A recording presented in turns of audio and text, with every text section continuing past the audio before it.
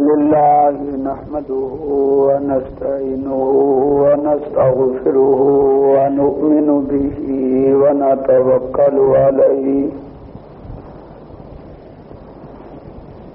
ونعوذ بالله من شرور أنفسنا ومن سيئات أعمالنا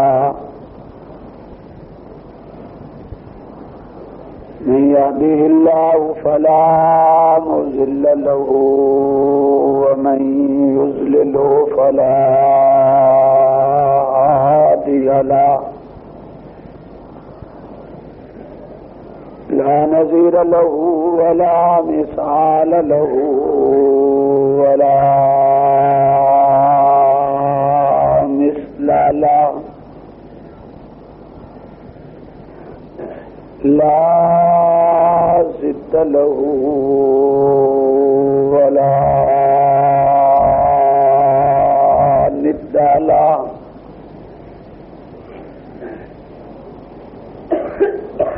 وأشهد أن لا إله إلا الله وحده لا شريك له وأشهد أن محمدا عبده ورسوله أعوذ بالله من الشيطان الرجيم بسم الله الرحمن الرحيم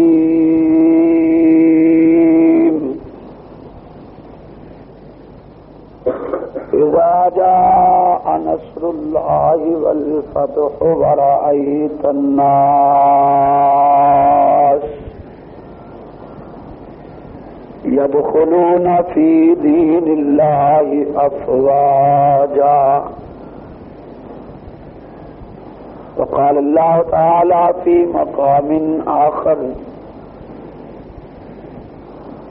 لقد رضي الله عن المؤمنين إذ يبايعونك تحت الشجرة فعلم ما في قلوبهم فأنزل السكينة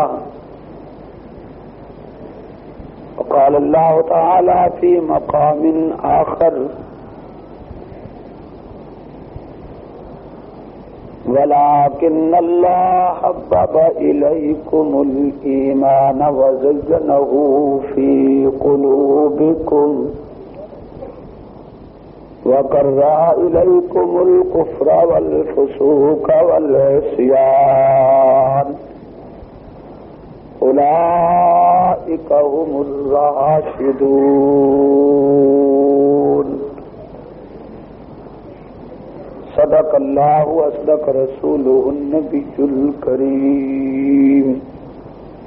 درود شریف پڑھ لیجیے. اللهم صل على سيدنا محمد وعلى آل سيدنا ومولانا محمد وبارك وسلم.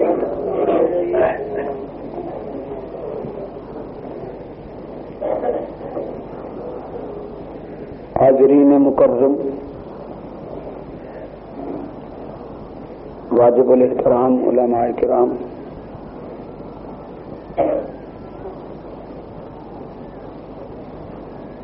کراچی میں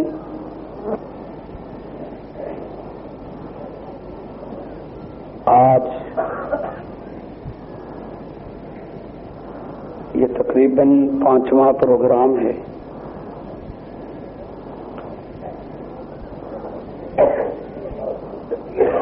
آج سے پہلے جتنی تقریبات منعقد ہوئیں ان کا عنوان تھا اصحاب رسول صلی اللہ علیہ وسلم کانفرنس، جس کا اہتمام انتظام کراچی کے چند نوجوانوں نے جو شورش اکیڈمی کے نام سے کام کر رہے ہیں ترتیب دیا تھا. آج کے پروگرام کا عنوان بدلا ہوا ہے. آپ نے بذریعہ اشتہارات پڑھا ہوگا کہ آج کے اس اجلاس کی غرض اشتہار میں بیان کی گئی ہے خلافت راشدہ کانفرنس۔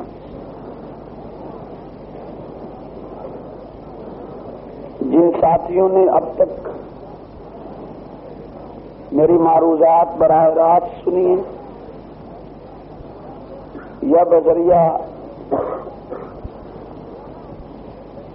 ٹیپ ریکارڈ سماعت فرمائی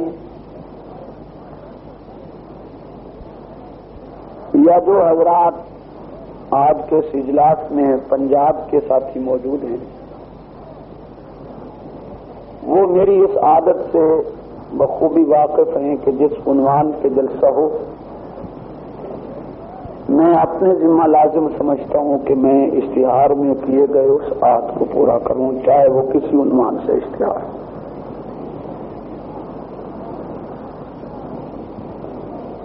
اس لیے کہ یہ ایک اخلاقی فریضہ ہے کہ جس عنوان سے پبلک کو دعوت دی جائے کہ اس غرض کے لیے آج کا جلسہ ہوگا، اس سے ہٹ کر دوسرے عنوان پہ گفتگو کرنا گویا اشتہار میں کیے گئے عہد سے انحراف شمار ہوتا ہے۔ میں یہ کوشش کرتا ہوں کہ ایسا نہ ہو۔ چنانچہ آج کا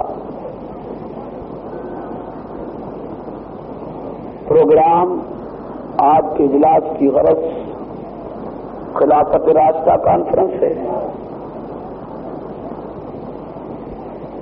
میں اسی عنوان پر اپنی معروضات پیش کروں گا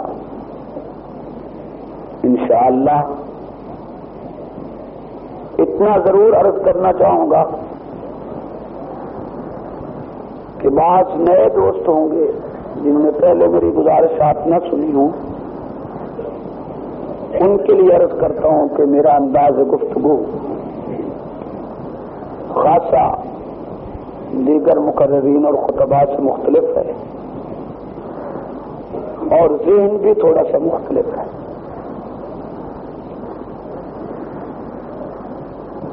میری سوچ یہ ہے کہ تقریر اس انداز سے ہو کہ سننے والے کو موقف سمجھ آئے، اور صرف سمجھ ہی نہ آئے بلکہ اسے اپنے مسلک، اپنے نظریے کے دلائل یاد ہونے چاہیے۔ نظریاتی محنت نہ کرنے کا بہت سارے مقامات پر ہمیں بے پناہ نقصان ہوا ہے۔ لوگ اہل سنت تو کہلاتے ہیں لیکن اہل سنت کے نظریات سے، موقف سے واقف نہیں۔ وہ شاید اتنا ہی سمجھتے ہیں کہ ہاتھ باندھ کر نماز پڑھنا سنی ہونے کی دلیل ہے، ہاتھ چھوڑ کر نماز پڑھنا شیعہ ہونے کی دلیل ہے، اور یہی امتیاز کافی ہے۔ یا اسی طرح دو چار اور سطحی باتیں یاد کر لی، نسلم بعد نسل سنی کہلاتے چلے آ رہے ہیں۔ بہت سارے مقامات، بعض جگہ بعض اکابرین نے، اسلاف امت نے محنت کی اور وہاں ایک خاصی تعداد میں عنصر اپنے نظریات کو سمجھنے والا پیدا ہوا۔ چنانچہ میں دیانتداری کے ساتھ سمجھتا ہوں کہ سنی قوم امام اہل سنت مولانا عبد الشکور لکھنوی رحمت اللہ تعالی علیہ کے احسان کو فراموش نہیں کر سکتی، جنہوں نے بر صغیر میں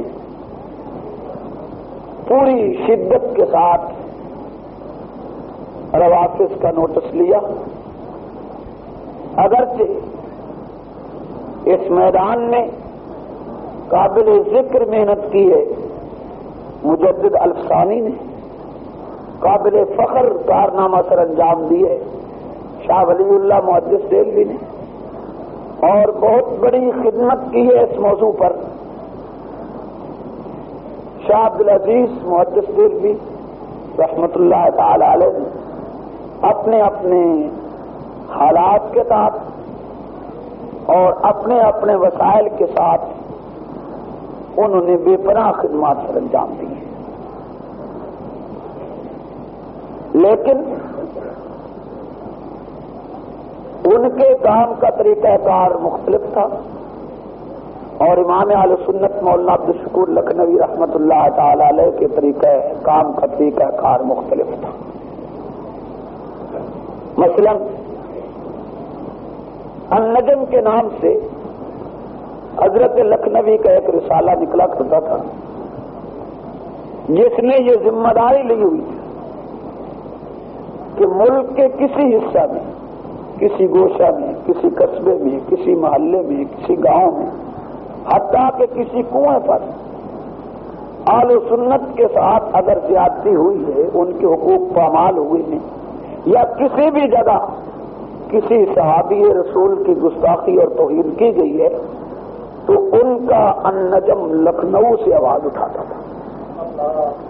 اس سے آپ ان کے اس کام کی داد دیجیے کہ گویا وہ پورے ملک کی ایک اخبار کی طرح خبر رکھتے ہیں، جیسے اخبار کا ایڈیٹر اور اس کا مالک یہ پروگرام مرتب کرتا ہے کہ ہر ضلع سے، ہر قصبے سے میرے اخبار میں خبریں آئیں، اسی طرح حضرت لکھنوی نے یہ انتظام کیا اپنے دور میں کہ ہر ضلع سے، ہر قصبے سے جہاں جہاں اہل سنت کے ساتھ زیادتی ہو، وہاں سے ان کے پاس اطلاعات آئیں اور النجم اس کے خلاف آواز اٹھائے اور مطالبات کرے اور اپنا موقف پیش کرے اور سنی قوم کو بیدار کرے۔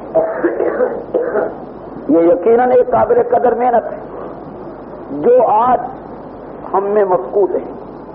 ذہن نہیں، یہ تڑپ نہیں، یہ کوشش نہیں، انہوں نے یہ کوشش کی ہے، اور اس کوشش کی داد دیے بغیر کوئی بھی مسلک کا ہمدرد رہ نہیں سکے گا۔ حتیٰ کہ حضرت لکھنوی نے صرف النجم کی وساطت سے آواز ہی نہیں اٹھائی، بلکہ ہر جگہ، ہر مقام پر، ہر علاقہ میں یہ آواز بھی پہنچائی کہ کسی جگہ اگر کوئی شیعہ مجتہد، کوئی رافضی، کوئی صحابہ کا دشمن کسی مقام پہ للکارے کہ میرے ساتھ گفتگو کر دیکھو، تو حضرت لکھنوی نے اپنے آپ کو ہر جگہ پر پہنچنے کے لیے اعلان کیا کہ جہاں ضرورت پڑے میں بلا توقف وہاں پہنچنے کے لیے تیار ہوں۔ اور آپ اس میں بھی حیران رہ جائیں کہ اس دور میں وہ پہنچتے کیسے تھے۔ سواری کا اتنا انتظام نہیں ہوتا تھا جتنا آج کل ہے، پھر اتنے نخرے نہیں ہوتے تھے جتنے آج کل ہم میں آ گئے۔ میری گفتگو سمجھ آ رہی ہے آپ کو؟ یہ نہیں آ رہا ہے؟ اتنا نخرا نہیں تھا، اتنی گویا فراوانی نہیں تھی، اتنے وسائل نہیں تھے، مشکلات میں، مسائل میں، حتیٰ کہ آپ اس سے بھی حیران رہیں گے امام اہل سنت کی خلوص نیت کی یقیناً آپ کو داد دینا ہوگی کہ وہ تقریر عموماً دن کو کرتے تھے۔ دو ساتھی احباب کہتے کہ حضرت دن کو لوگ کاروبار کرتے ہیں، تقریر سننے نہیں آ سکتے، آپ رات کو تقریر کریں، نہیں مانتے تھے۔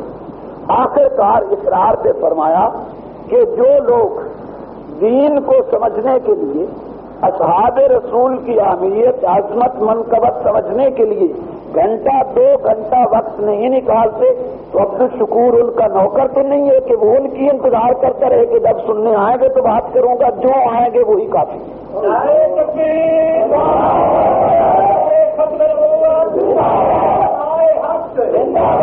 اس لیے وہ اصرار کے ساتھ دن کو تقریر کیا کرتے تھے کہ جتنے لوگ آئیں گے وہ یہ ذہن لے کے آئیں گے کہ ہم نے عقیدہ سمجھنا ہے، مسئلہ سمجھنا ہے اور اس کو اپنے دل و دماغ میں جگہ دینا ہے۔ وہ فرماتے تھے کام کے تو یہی بنیں گے جو یہ ارادہ لے کے آئے بعض لوگ ذہنی تعیش کے تحت آتے ہیں، بعض یہ آتے ہیں کہ مولوی کس قسم کی گرم نرم بات کرتا ہے، وہ کسی ذہن سے آتا ہے۔ تو حضرت کا پروگرام یہ تھا، ذہن یہ تھا حضرت کا کہ جتنے لوگ آئیں گے کاروبار چھوڑ کے وہ یقیناً یہ ذہن لے کے آئیں گے کہ ہم نے کچھ نہ کچھ حاصل کرنا ہے۔ یہ یقیناً ان کی اپنے پروگرام کے ساتھ گویا نیک نیتی اور خلوص کی واضح علامت ہے، اور کیوں نہ ہو، اس لیے کہ امام اہل سنت ان لوگوں کے نام لیوا تھے کہ جن میں سر فہرست شہید بالا کوٹ شاہ اسماعیل شہید نور اللہ عمر قدہ کا تذکرہ آتا ہے۔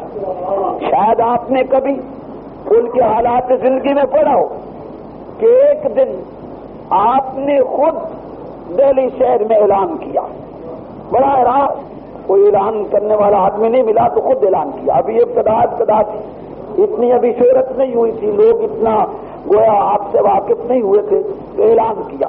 اس سے تو لوگ واقف تھے، اتنا تو جانتے تھے کہ شاہ ولی اللہ کا ایک پوتا ہے اور بہت بڑا عالم ہے۔ یہ بھی لوگ جانتے تھے کہ شاہ عبدالعزیز محدث دہلوی کا ایک بھتیجا ہے اور بہت بڑا عالم اور خطیب ہے اور بہت بڑا گویا نیک اور صالح اور پارسا ہے۔ اتنا لوگ جانتے تھے، لیکن شکل سے ابھی تک اتنا تعارف نہیں ہوا تھا۔ چنانچہ حضرت نے ایک دن بازار میں اعلان کیا اور خود اعلان کیا۔ اعلان کس جلسے کا کیا؟ جس جلسے میں آپ ہندوستان کی ایک بدترین رسم کو مٹانا چاہتے تھے۔ رسم یہ پھیل گئی تھی کہ بیوہ عورت کی شادی، چاہے وہ عمر کا تقاضا بھی اس کا ہو کہ شادی کر دی جائے، لیکن ہر حال وہ لوگ سمجھتے تھے کہ نہیں، جب ایک عورت بیوہ ہو گئی ہے چاہے نوجوان ہی ہو اس کی دوبارہ شادی حرام ہے۔ یہ رسم پھیل گئی۔ شاہ شہید نے اس رسم کو توڑنے کے لیے پروگرام بنایا کہ ہر حال اس کے خلاف آواز اٹھانا ہے۔ جن کو اعلان کیا کہ آج رات، خود براہ راست اعلان کہ آج رات شاہ ولی اللہ کے پوتے شاہ عبدالعزیز کے بھتیجے مولوی اسماعیل کی تقریر ہوگی، آپ حضرات جلسے میں تشریف لائیں۔ یہ خود اعلان کیا، اعلان کر کے آ گئے۔ رات کو دنیا دھڑا دھڑائی اس شہرت پر کہ شاہ ولی اللہ کا پوتا ہے۔ جب آئے تو ایک دوسرے کو لوگ انگلیاں کر رہے تھے۔ آپ تاریخ کا مطالعہ کیجیے، آپ کی حقیقت واضح ہو جائے۔ انگلیاں کر رہے تھے کہ وہی نہیں ہے جو جن کو اعلان کر رہا تھا۔ کسی نے کہا نہیں یار یہ کیسے ہو سکتا ہے، آپ ہی اعلان کرے، آپ ہی تقریر کرے۔ کسی نے کہا نہیں ہے تو بالکل وہی۔ بہرحال یہ گفتگو جاری رہی۔ شاہ شہید نے تقریر کی اور تقریر کرنے سے پہلے ایک مسئلہ اور بھی گویا انہوں نے طے کر چھوڑا تھا، وہ یہ کہ آپ کی ہمشیرہ بیوہ ہو گئی، لیکن عمر بڑھاپے کی حد تک پہنچ چکی۔ شاہ شہید نے یہ سوچا کہ اگر میں نے آواز اٹھائی کہ بیوگان کی شادی جبکہ ان کی عمر کا تقاضا ہو وہ ضروری ہے اور اس کو حرام سمجھنا گویا اللہ اور رسول کی حلال کردہ چیز کو حرام سمجھنا ہے جو کہ کفر ہے، اگر میں نے یہ آواز اٹھائی تو کوئی بھی آدمی کھڑے ہو کے مجھے کہہ سکتا ہے کہ کیا تیری اپنی بہن بیوہ نہیں بیٹھی؟ جب تو اس کی شادی نہیں کرتا تو ہمیں کیوں کہتا ہے؟ یہ بات ذہن میں آئی کہ پہلے مولوی دین کو اپنے آپ پہ فٹ کرے، اس کے بعد اثر ہوگا ورنہ اثر نہیں ہوگا۔ یہ سوچ کر ہمشیرہ کے پاس گئے اور اسے کہا کہ میں یہ مسئلہ بیان کرنا چاہتا ہوں اور مجھے خدشہ یہ ہے کہ اگر تو نے شادی نہ کی تو لوگ مجھ پہ یہ اعتراض کر دیں گے اور میرے پاس اس کا جواب نہیں ہوگا۔ تو ہمشیرہ عمر میں بڑی تھی، وہ بفر گئی، ناراض ہوئی، کہنے لگی اسماعیل تیرا دماغ تو خراب نہیں ہو گیا، اس عمر میں میں شادی کروں؟ میری بڑا عمر کا تقاضا ہے، یہی جواب دے دینا کہ وہ تو بوڑھی ہے، اس کی تو عمر کا تقاضا ہی نہیں ہے۔ تو شاہ شہید نے فرمایا کہ کیا میں ایک ایک دکان پر ایک ایک جگہ یہ صفائی دیتا پھروں کہ میری ہمشیرہ تو بوڑھی ہے اور تم اپنی ہمشیر گان کی یا دوسریوں کی یا جو بھی بیوہ ہو گئی ان کی شادی کرو؟ بہتر یہ، بے شک آپ کی عمر نہیں لیکن ایک دین کا مسئلہ آپ کی وجہ سے بلند ہوتے، جب آپ کی شادی ہوگی تو شہر میں یہ واویلا ہو جائے گا، غلغلہ ہو جائے گا کہ شاہ اسماعیل نے اپنی بیوہ ہمشیرہ کی شادی کی ہے، پروپیگنڈا ہو جائے گا تو مجھ سے سوال ہی نہیں ہوگا کہ جائے کہ جلسے میں کوئی سوال کرے اور میں جواب دوں، خود بخود لوگوں کو معلوم ہو جائے گا کہ اس نے ابتدا اس مسئلے کی اپنے گھر سے کی ہے، لہذا شادی کی تھی۔ یہ سارا انتظام شاہ شہید پہلے کر آئے تھے، تقریر کی، ہزاروں کی تعداد میں جلسہ تھا، اس میں جہاں اور مسائل بیان کیے وہاں اس مسئلے کو خصوصیت کے ساتھ بیان کیا، جس کا رزلٹ یہ نکلا کہ پہلی ہی تقریر میں کوئی ایک آدمی تاریخ کہتی ہے اس جلسے سے نہیں اٹھا جس نے اس کا اقرار نہ کر لیا ہو کہ واقعی بیوگان کی شادی کرنا شرعاً ضروری ہے، بشرطے کہ ان کی عمر کا تقاضا ہو، اور اس کو حرام سمجھنا ناجائز سمجھنا کفر ہے۔ ایک آدمی بھی جلسے سے نہیں اٹھا۔ آج ہماری پوزیشن کیا ہوتی ہے؟ ایک مولوی تقریر کر رہا ہے، دوسرا کمرے میں بیٹھا اس کی چمڑی اٹھے رہا ہے، دوسرا کمرے میں بیٹھا اس کی پگڑی اٹھا رہا ہے، دوسرا کمرے میں بیٹھا ہوا اس کی غیبت میں ملوث ہے، اس کا گوشت کھا رہا ہے، اور جب وہ آئے گا اس منبر سے تو جو تقریر کر کے گئے وہ اس سے لگ جائے گا، کوئی چیز نہیں ہے، بیکار آدمی ہے، فلان ہے، یہ ہے وہ۔ ایک تو ہم گویا جو دین کے قبے ہیں وہ اس میں ملوث ہے، اور دوسرا طبقہ عوام کا وہ کہتا ہے جانتے ہم جو تو دین کا خادم ہے، ہمیں معلوم ہے جتنی تیرے دل میں دین کی طرف ہے، ہمیں کچھ کہتے ہو تم کچھ کرتے ہو، اس کا رزلٹ یہ کسی کا منہ اس طرف ہے، کسی کا منہ اس طرف ہے، کسی کا منہ اس طرف ہے۔ کاش کہ ہم لوگ سمجھتے کہ یہ جن کے نام چاروں طرف آپ کو نظر تھے یہ اسلام کے سپوت تھے، ان کی ایک شخصیت تھی، ان کا ایک کردار تھا۔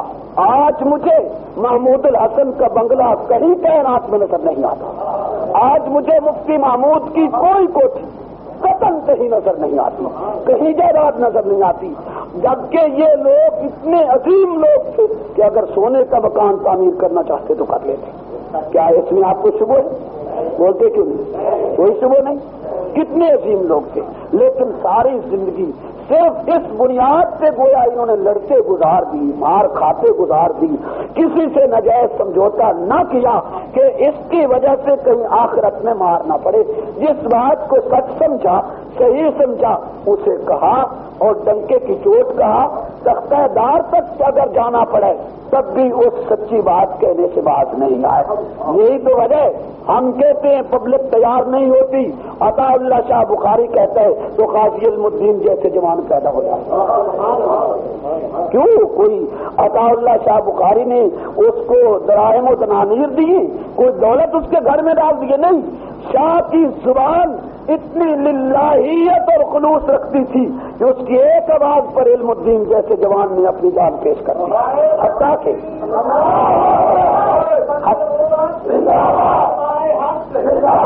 علم الدین کی تاریخ پڑھیے۔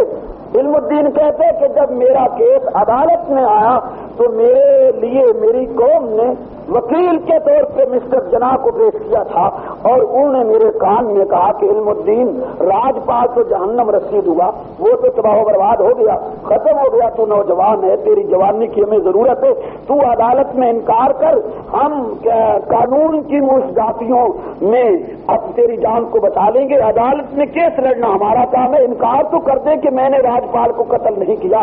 تو غازی علم الدین کہتے ہیں، علم الدین کی تاریخ پڑھیے، انشاءاللہ حقیقت آپ کے سامنے آئے گی۔ وہ کہتے ہیں ایک کان میں مسٹر جناح کہتے تھے انکار کیجیے تاکہ میں کیس لڑ سکوں اور عدالت کے سامنے قانون پیش کر سکوں، اور دوسرے کان میں عطا اللہ شاہ کہتا تھا کہ علم الدین ایک ہی تو تو نے نیکی کی۔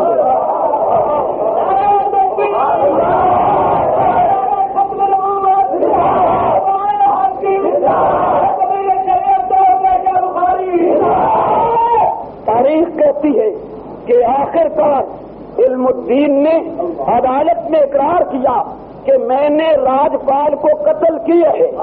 جج پوچھتے کیوں قتل کیا؟ کہتا ہے اس بدماش نے میرے پیغمبر کی توہین کی، میں برداشت نہیں کر سکا۔ اس اقرار کے بعد سزائے موت ہوئی۔ جس دن سزائے موت سن کے علم الدین اپنی اس کوٹھڑی میں آئے جس میں جیل میں بند تھے، اور سزائے موت کی کوٹھڑیاں مشہور تھی، تو ایک انگریز مورخ لکھتے جو اس وقت جیل کا سپرڈنٹ تھا کہ رات کو میں راؤنڈ پہ نکلا، دیکھتا کیا ہوں کہ ایک لائٹ نور کی وہ آسمان کا رخ کرتی ہے اور نکلتی اس کوٹھڑی سے ہے جس میں علم الدین بند تھا۔ یہ لوگ کس کی للکار کے پر پیدا ہوئے؟ یہ لوگ کس نے تیار کیے؟ عطا اللہ شاہ بخاری کی خطابت نے تیار کیے۔ بات میری آپ کو سمجھ نہیں آئی؟ بلکہ یوں سمجھیے عطا اللہ شاہ بخاری کے کردار کو اور ان کی سوانح حیات کو لکھتے ہوئے ایک مورخ یہ بھی لکھتا ہے، وہ کہتا ہے کہ جب حضرت شاہ جی کسی جگہ جاتے تو وہ تلاش کرتے تھے کہ میری احرار کا کون سا ورکر سب سے زیادہ غریب ہے تاکہ میں اسی کے ہاں ڈیرا لگاؤں۔ یہ بات کہنا چاہتا ہوں اس لیے کیونکہ میں جمعیت علماء اسلام کا ایک کارکن ہوں اور سچی بات کہے بغیر نہیں رہ سکتا۔ یہ کیوں تلاش کرتے تھے؟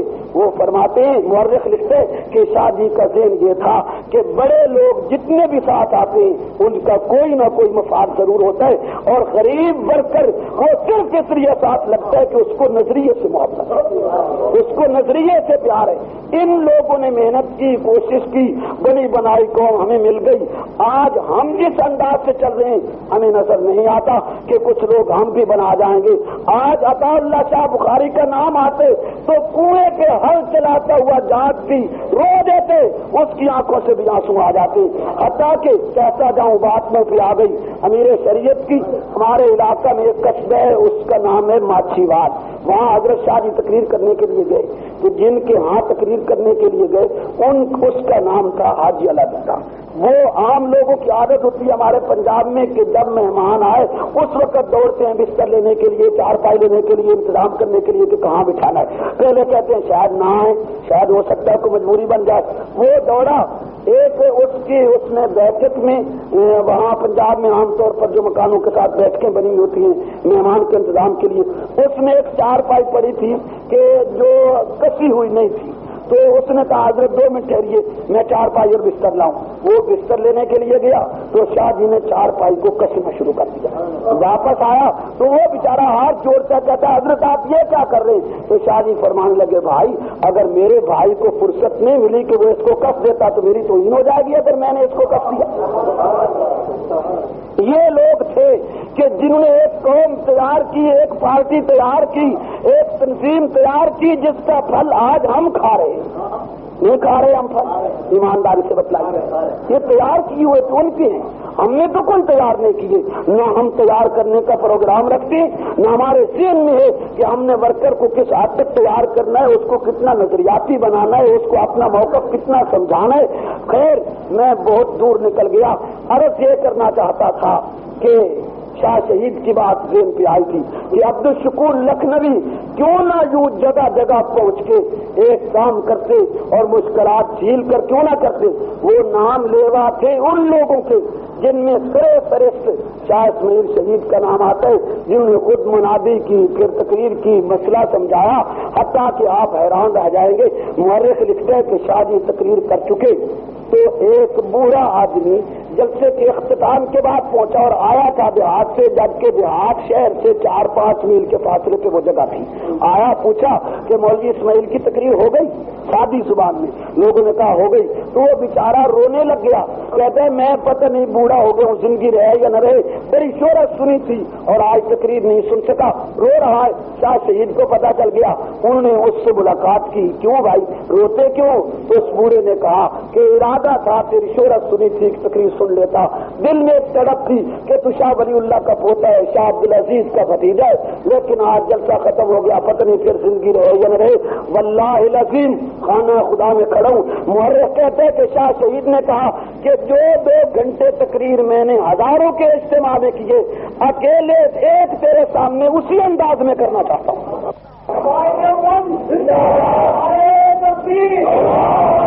چنانچہ شہید کھڑے ہوئے اور وہ بوڑھا سامنے بیٹھا، 2 گھنٹے کی تقریر اسی لہجے میں، اسی انداز سے ایک اس بوڑھے کے سامنے کر دی۔ یہ جذبہ تھا دین کی شان کا۔ آکاش کے آج میرے اندر، آج کے اندر یہ جذبہ آ جائے تو کوئی وجہ نہیں ہے کہ باطل گویا سامنے جھک نہ جائے اور باطل کا دل پارا پارا نہ ہو۔ اس لیے باطل ہم سے نہیں ڈرتا، گھبراتا نہیں ہے کہ اسے ہمارے کرتوت معلوم ہے، ہمارا کردار معلوم ہے، ہمارا کریکٹر معلوم ہے، ہمارا چلن پھرن، ہماری نظر معلوم ہے، ہماری گفتگو، ہمارا لہجہ اسے معلوم ہے۔ اگر اسے یہ کمزوری ہماری معلوم نہ ہو تو باطل گھبرائے کیوں نہ؟ وجہ نہیں سمجھ آتی کہ باطل نہ گھبرائے۔ واضح میں آئی آپ کی؟ تمہیں عرض یہ کر رہا ہوں کہ اس موضوع پر قابل قدر محنت کی ہے امام اہل سنت مولانا عبد الشکور لکھنوی نے۔ چنانچہ ہمارے جنگ میں ایک تحصیل کا نام ہے تحصیل شورکوٹ، اس میں امام اہل سنت سن 30 میں تشریف لائے، اعلان کی تقریر کر رہے تھے۔ تقریر کے دوران ایک شخص نے چٹ دی کہ حضرت ہم آپ سے مناظرہ کرنا چاہتے ہیں، بحث کرنا چاہتے ہیں۔ تو حضرت نے چٹ پڑھی، چٹ پڑھنے کے بعد اعلان کیا کہ آپ میں سے کوئی ذاکر ماکر نہ آئے، آپ کوئی لکھنؤ سے مجتہد لائیے، میں بحث کرنے کے لیے تیار ہوں۔ اور خانہ خدا میں بیٹھے ہوئے ممبر پر آپ نے یہ اعلان کیا جو النجم سن 1930 میں چھپا کہ اگر عبدالشکور نے رافضی مجتہد کو موجودہ قرآن کا اور ختم نبوت کا ثابت نہ کر دیا تو عبدالشکور اللہ کی قسم شیعہ ہو جائے گا۔ اتنا بڑا اعلان، اور میں واقعتاً سمجھتا ہوں کہ عبدالشکور لکھنوی عام آدمی نہیں، بہت بڑا متقی اور پرہیزگار عالم ہے، اور اتنا جید عالم کہ جس نے مفتی اعظم ہند مفتی کفایت اللہ کا ذہن موڑا کہ صدیق کا دشمن مسلم نہیں کافر ہے۔ حضرت مفتی صاحب کو کچھ تھوڑے سے شبہات تھے تو کئی دن تک ان کے مدرسے میں بیٹھ کر امام اہل سنت نے ان سے بحث کی، دلائل پیش کیے، آخر کار مفتی اعظم ہند کو قائل کیا کہ ابو بکر کی صحابیت کا منکر کافر ہے، اس کے کفر میں کوئی شبہ نہیں۔ اتنا بڑا متقی اور پرہیزگار اور جید محقق عالم ہے، میں نہیں سمجھ سکتا کہ انہوں نے خانہ خدا میں جھوٹ بولو۔ اللہ کی قسم اٹھا کے انہوں نے کہا ہے کہ عبدالشکور سے بات کیجئے، اگر اس نے رافضی کو موجودہ قرآن کا منکر اور ختم نبوت کا منکر ثابت نہ کر دیا تو مالک عرش کی قسم، یہ لفظ حضرت کے اپنے جو النجم میں چھپے کہ مالک عرش کی قسم عبدالشکور شیعہ ہو جائے۔ اتنا بڑا چیلنج کوئی میدان میں نہیں آیا۔ اس عنوان پر خلافت راشدہ کو سمجھانے کے لیے، اس مسئلے کو دنیا گویا ملک کے کونے کونے تک پہنچانے کے لیے ان کا نجم وقف رہا، ان کی اپنی سرگرمی وقف رہی۔ صبح روز انہوں نے ایک کام کیا اور قابل قدر کام کیا، بلکہ میں کہنا چاہوں گا کہ میں نے اگرچہ اپنے اساتذہ سے بہت کچھ حاصل کیا، میرے اساتذہ کا مجھ سے بڑا احسان ہے اور انہیں یقیناً میری قابل ذکر تربیت فرمائی، لیکن جہاں تک رزق کے متعلق میرے ذہن کو موڑے تو وہ عبدالشکور لکھنوی ہے، جس کے النجم کا میں نے مطالعہ کیا، ان کی تحقیقات کا مطالعہ کیا، پھر رزق کا اصل لٹریچر خریدا۔ یعنی ایک تو حضرت النجم میں لکھتے تھے، حوالہ جات دیتے تھے، لیکن ان کو پڑھنے کے بعد یقین تو تھا ہی کہ حضرت نے جو کچھ لکھا ہے یقیناً صحیح لکھا ہوگا۔ تاہم اس لیے کہ کوئی دشمن کسی وقت سوال کرے کہ حوالہ کس کتاب میں، تو اصل رزق کا لٹریچر خریدنا شروع کیا، اس کو براہ راست پڑھا اور پڑھنے کے بعد ملک کے گوشے گوشے میں اپنی حسب استطاعت بے نہیں اسی طرز کے ساتھ یہ چیلنج کرنا شروع کیا کہ جس رافضی کو جام ہو، طاقت ہو، جرأت ہو، وہ آج اکابرین اہل سنت کے ادنیٰ سے نوکر اور رضاکار سے بات کر دیکھے، اگر وہ ہمیں معاف کر جائے، وہ اپنے موقف میں جیت جائے اور ہمیں دلائل کی دنیا میں وہ گویا معاف کر جائے، شکست دے جائے، ہم اپنی موت لکھ کے دیں گے کہ ہم اس قابل نہیں کہ اس دنیا میں زندہ رہیں۔ الحمدللہ ثم الحمدللہ، جتنی استطاعت ہے، جتنی ہمت ہے، جہاں تک پہنچ ہے وہاں تک اس کام کو کرنے کی کوشش کی ہے۔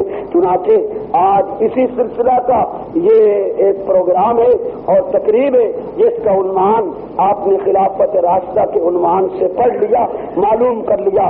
میں اسی عنوان پہ چند گزارشات پیش کروں گا۔ دعا کیجیے کہ حق جل مجدہ مجھے خلوص کے ساتھ، نیک نیتی کے ساتھ سچ سچ کہنے کی توفیق بخشے۔ بریفلی پڑھ لیجیے۔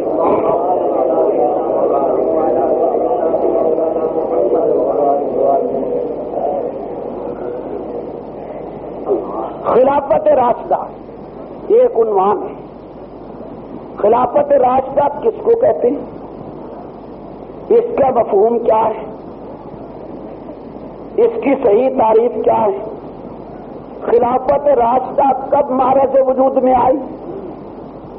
کس دن آئی؟ کن لوگوں کے ذریعہ سے یہ خلافت راشدہ معرض وجود میں آئی اور اس نے دنیا اسلام میں شہرت حاصل کی؟ گویا آج کی معروضات کا تعلق اسی عنوان سے وابستہ ہوگا۔ ایک بار پھر استدعا کیجیے اللہ کی بارگاہ میں کہ وہ مجھے حق اور سچ کہنے کی توفیق بخشے۔ سرور دو عالم صلی اللہ علیہ وسلم کی رحلت کے بعد، آپ کے انتقال کے بعد،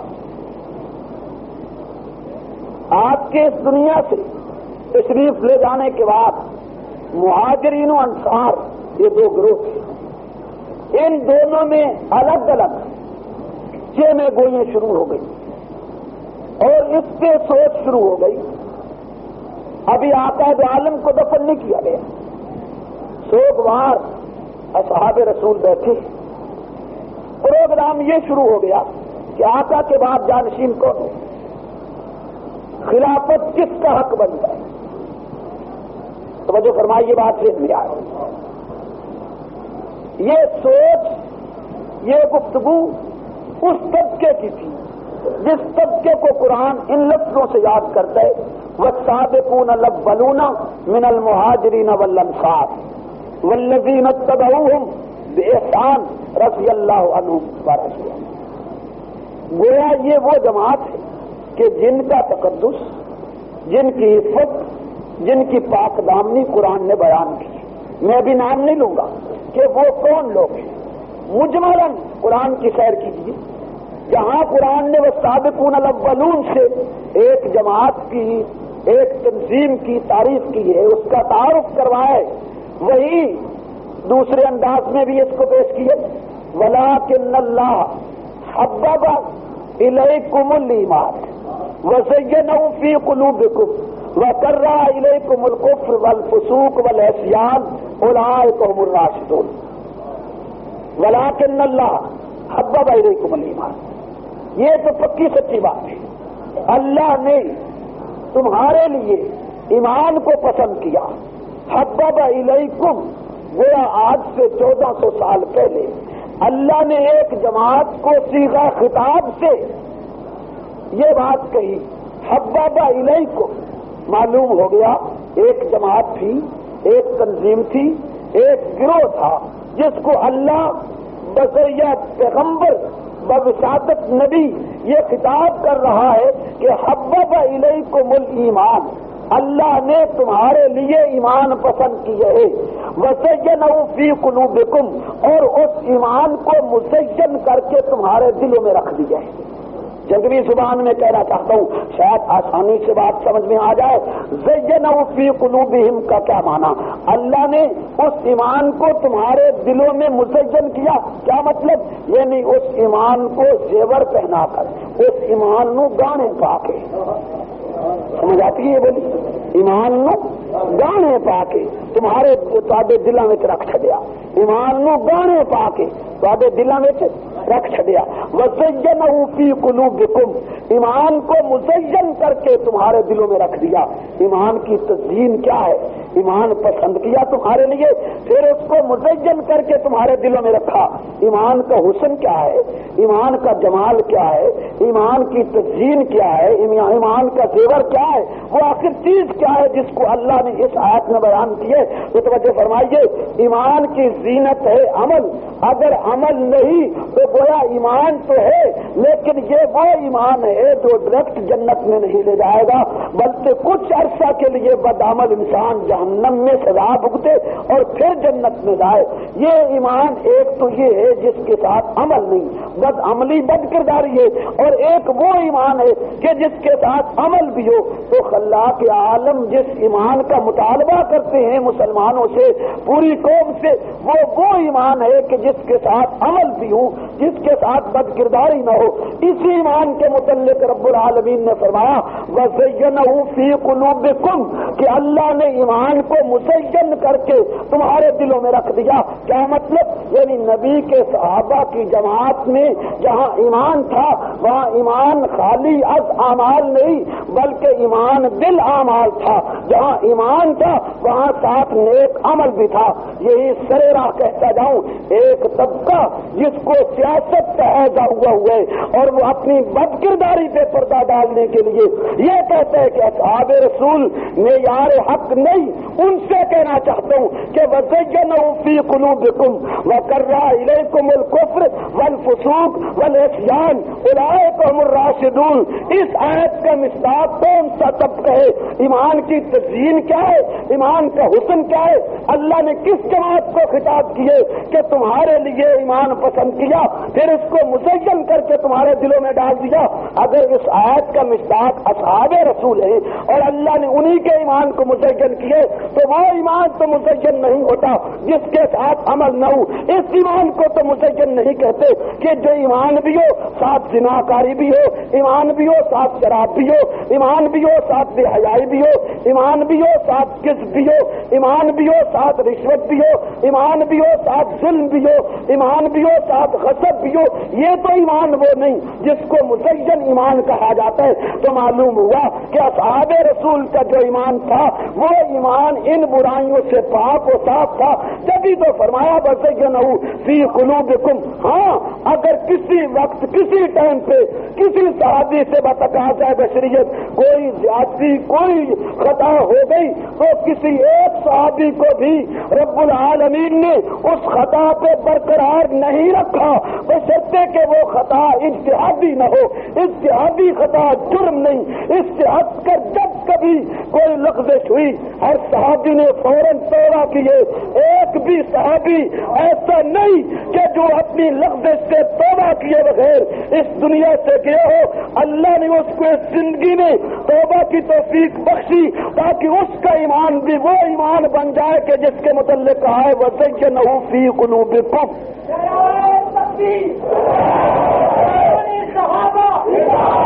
تو اس لحاظ سے میں کہتا ہوں کہ امام الانبیاء صلی اللہ علیہ وسلم کا ہر صحابی میں یار حق ہے. ہر صحابی اس قابل ہے اس کی اطاعت کی جائے. اور یہ میرا اپنا اجتہاد نہیں. محمد رسول اللہ صلی اللہ علیہ وسلم فرماتے اصحابی کالنجوم بأیہم اقتدیتم اہتدیتم. لوگوں میرے صحابی ستارے ہیں جس کے نقش قدم پہ چل جاؤ گے وہی سیدھا راستہ بتلائے گا. تو آقا نے کوئی تخصیص نہیں کی. تمام علی الاطلاق تمام صحابیوں کے لیے اعلان کر دیا کہ وہ ستارے ہیں نجوم ہیں جس کے نقش قدم پہ چلو گے صحیح راستہ بتلائے گا. تو عرض یہ کر رہا ہوں کہ قرآن نے مختصر الفاظ میں جگہ جگہ اس جماعت کا تعارف کروایا. ولکن اللہ حبب الیکم الایمان. اس میں بھی ایک جماعت کا ذہن دیتا ہے قرآن. ایک تنظیم تھی ایک پارٹی تھی ایک جماعت تھی جس کو اللہ نے خطاب کیے کہ الیکم تمہارے لیے ایمان پسند کیا. اسی طرح قرآن دوسری جگہ اعلان کرتے لقد رضی اللہ عن المؤمنین اذ یبایعونک تحت الشجرہ فعلم ما فی قلوبہم فانزل السکینہ. اس آیت سے بھی یہ پتا چلا کہ اللہ نے ایک جماعت کے لیے رضا کا اعلان کیے. وہ جماعت کون سی ہے؟ وہ جماعت ہے کہ جس کے متعلق کہا جا رہا ہے پیغمبر کو اذ یبایعونک تحت الشجرہ جو درخت کے نیچے آپ کے ہاتھ پہ بیعت کر رہے تھے. معلوم ہوا کوئی ایسی جماعت تھی جس نے خاتم الانبیاء کے ہاتھ پہ بیعت کیے. پیغمبر کو اس یبایعونک کا تحت الشجرہ جو درخت کے نیچے آپ کے ہاتھ سے بیعت کر رہے تھے. معلوم ہوا کوئی ایسی جماعت تھی جس نے خاتم الانبیاء کے ہاتھ پہ بیعت کیے اور درخت کے نیچے بیعت کیے. میں نام نہیں لیتا علل اطلاق کہتا ہوں کہ ایک پارٹی ہے ایک جماعت ہے ایک گروہ ہے جس کو قرآن اس طرح بیان کرتا چلا آ رہا ہے. ان کے لیے رضامندی کا اعلان کرتے ان کے ایمان کا مقام بیان کرتے اور ان کی اس انداز میں تعریف مدح قرآن کرتا چلا رہا ہے. تو گویا ایک یہ چیز ذہن میں آتی ہے کہ ایک جماعت ایسی تھی یا نہیں تھی؟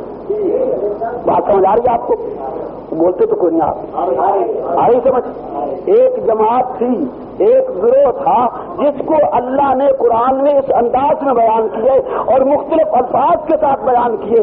اب معلوم اسی طرح اور آگے نکل جائیے. فَإِنْ آمَنُوا بِمِثْلِ مَا آمَنْتُمْ بِهِ, یہاں بھی صیغہ خطاب کا آیا.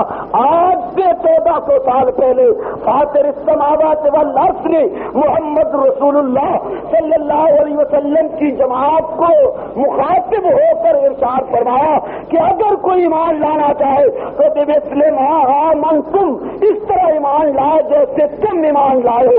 معلوم ہوا کہ یہ تم کے لفظ سے جن کو خطاب ہے وہ ایک گروہ تھا, جماعت تھی, اور ایسی مقدس جماعت تھی کہ جن کا ایمان معیار بن گیا, جن کا ایمان مثال بن گیا. ارے ظالم, جس کا ایمان مثال ہے کہ اس جیسا ایمان لاؤ تو اللہ قبول کرتے ہیں. کیا اس کی نماز مثال نہیں ہوگی؟ کیا اس کا روزہ مثال نہیں ہوگا؟ کیا اس کی حج مثال نہیں ہوگی؟ کیا اس کی زکات مثال نہیں ہوگی؟ کیا اس کی شب و روز کی سرگرمی مثال نہیں ہوگی؟ فَإِنْ آمَنُوا بِمِثْلِ مَا آمَنْتُمْ, یہ جس میں خطاب ہے کوئی ایمان لانے والا اگر ایمان لائے تو ایسا لائے جیسے تم ایمان لائے ہو. یہ جن کو ایمان کے متعلق خطاب ہے, جبکہ ایمان سب سے بڑی دولت ہے. تو جب اصحاب پیغمبر ایمان میں معیار ہے تو نماز میں بھی معیار ہوں گے, زکات میں بھی معیار ہوں گے, تہجد میں بھی معیار ہوں گے, چلنے میں بھی معیار ہوں گے, جہاد میں بھی معیار ہوں گے. حتیٰ کہ زندگی کے تمام پہلوؤں میں امام الانبیاء کی جماعت معیار ہوگی. اور جو اصحاب پیغمبر کو معیار نہیں مانتا میں اسے CIA کا ایجنٹ تو کہہ سکتا ہوں, مفکر اسلام نہیں کہہ سکتا.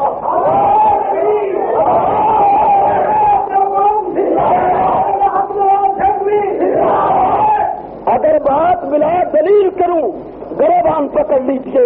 اگر بات مدلل ہے, محض باہر آنا گپ نہیں, محض شعلہ نوائی نہیں, اور محض کسی پہ الزام تراشی نہیں. الحمدللہ آپ کا شہر یہ بین الاقوامی شہر شمار ہوتے.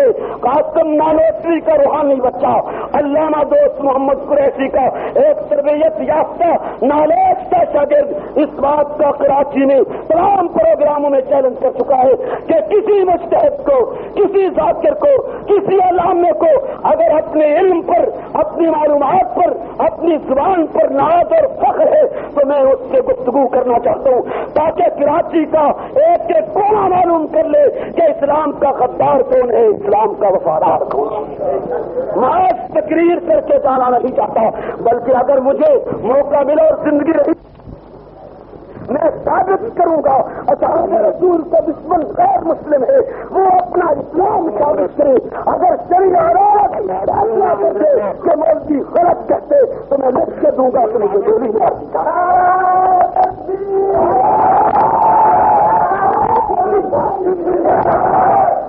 بہرحال کہنا یہ سکتا ہوں, فَإِنْ آمَنُوا, توجہ کیجیے, ذہن بناتے جائیے. ایک جماعت ہے جس کا قرآن ان لفظوں میں تعارف کرا رہا ہے. آرہی بات جن کی سمجھ میں بات بہرحال کہنا یہ چاہتا ہوں, فَإِنْ آمَنُوا, توجہ کیجیے, ذہن بناتے جائیے کہ ایک جماعت ہے جس کا قرآن ان لفظوں میں تعارف کرا رہا ہے. آرہی بات جن کی سمجھ میں بات آئی آپ کھڑا کریں. جزاک اللہ. سننی ہے بھائی میری, سننی ہے اور درمیان میں ہدایہ باتیں نہیں ہیں. سر کا مخالف نہیں ہوں, سر کا بولی نا, مت کوئی سمجھے کسی کے تنقید کر رہا نہ تھا. میرا ذہن ہے میں کسی بھی اہم مسلک, مبلغ اور جماعتی ساتھی پہ تنقید کرنا مناسب نہیں سمجھتا. میں اپنا ذہن بتلا رہا ہوں, سر نہیں ہے, مزاحیہ باتیں نہیں آتی. یہی میرا طرز ہے جو آپ کے سامنے لا رہا ہوں. اس لیے آپ سے درخواست کر رہا ہوں کہ ہو سکتا ہے آپ کسی اور انداز سے بات سننے کے عادی ہوں اور میری بات سمجھنا ہے. میں گھنٹہ ڈیڑھ گھنٹہ اپنا صرف کروں, آپ کا وقت بھی لوں اور نتیجہ صفر ہو. اس لیے بار بار سوال کر لیتا ہوں کہ بات سمجھ تو آئی یا نہیں آئی. ذہن یہ دینا چاہتا ہوں کہ قرآن نے اجمال کے طور پہ تعارف کروایا کہ ایک جماعت ہے یا نہیں ہے. وہ جماعت کس قسم کی ہے؟ کس قسم کی جماعت ہے، اس جماعت کا یہ تعارف ہے۔ قرآن نے مختلف انداز سے کبھی یہ کہا ایک جماعت جو آپ کے ہاتھ کے درخت کے نیچے بیٹھ کر رہی تھی، کبھی یہ کہا کہ ایسے لوگ تھے جن کے لیے اللہ نے ایمان کو پسند کیا، کہا یہ نہیں کہا نا۔ اس انداز سے جس جماعت کا تعارف ہوتا رہا ہے، اسی طرح اس آیت میں فَإِنْ آمَنُوا بِمِثْلِ مَا آمَنْتُمْ یہ بھی خطاب ہے۔ میں کہنا چاہتا ہوں آپ اس سے ابو بکر مراد نہ لیں، آپ عمر عثمان مراد نہ لیں 1 منٹ کے لیے 2 منٹ کے لیے، یا کسی دشمن صحابی کو جس صحابی سے انکار ہے، جس سے دشمنی اور غداری ہے، یا اس سے وہ راضی نہیں، وہ 2 منٹ کے لیے اس کو نکال لے کہ وہ ان آیات کا مصداق نہیں، لیکن یہ تو ماننا ہوگا نا کہ کچھ لوگ تھے جن کا قرآن تذکرہ کر رہا ہے، ماننا ہوگا کہ نہیں ماننا ہو؟ یہ تو نہیں ہو سکتا کہ جماعتی نہ ہو، افرادی نہ ہو اور قرآن ان کے اس انداز میں تذکرہ کرتا جائے، یہ تو ناممکن ہے۔ یقیناً جماعت تھی جس نے نبی کے ہاتھ پر درخت کے نیچے بیٹھ کی ہو، یقیناً ایک جماعت ہو جن کو اللہ یہ کہتا ہے کہ اگر لوگ ایمان لائے تو بمثل ما آمنتم، تم جیسا ایمان لائے۔ ایک جماعت یقیناً ہے کہ جن کا اللہ رب العالمین نے اس انداز سے تعارف کروایا، جن کو آپ نہیں ماننا چاہتے، آپ سے مراد میری صحابہ کا دشمن ہے، جس کو وہ نہیں ماننا چاہتا ان کے لیے ان کا نام نکال دے، ان کی لسٹ بنا لے کہ یہ بھی نہیں مانتا، یہ بھی نہیں مانتا، یہ بھی نہیں مانتا، یہ بھی نہیں مانتا، ان کو نکال لیجئے۔ ان سے ہٹ کر کوئی جماعت تو ہے نا، بولیے نا، جن کا قرآن تذکرہ کر رہا ہے، قرآن نے نام نہیں لیا مانتے ہوں، لیکن ہے تو صحیح نا ایک گروہ یا جماعت جس کا یہ تذکرہ ہے۔ اسی طرح اب یہ معلوم کرنا ہے کہ یہ جماعت تھی کتنی، ان کی کوئی نفری، ان کی کوئی تعداد، ان کا کوئی گویا اندازہ یا کوئی حد کے کتنی تھی۔ کچھ لوگ کہتے ہیں 3 تھے، نہیں سمجھ آئی شاید آپ آئیے سمجھ۔ کچھ لوگ کہتے ہیں 3 تھے اور کچھ نے تعداد بنا لی 5 ٹن کا لفظ سنا کبھی آپ؟ کچھ نے بنا لی 5، کچھ نے کہہ دیا 3 اور کچھ آگے بڑھے انہوں نے 12 کہہ دیے، کسی نے آگے بڑھ کے 14 معصوم کہہ دیے، کسی نے 72 ٹن کہہ دیا، ہے یہ نہیں؟ تو قرآن سے پوچھتے ہیں کہ یہ 72 تھے، 14 تھے، 12 تھے، 3 تھے، 5 تھے، کتنے تھے؟ کوئی تعداد قرآن پیش کرتا یا نہیں کرتا؟ تو پڑھیے کتاب ہدایت کو تاکہ عقیدہ آپ کی سمجھ میں آئے۔ قرآن کہتے ہیں اذا جاء نصر اللہ والفتح ورأیت الناس یدخلون فی دین اللہ افواجا۔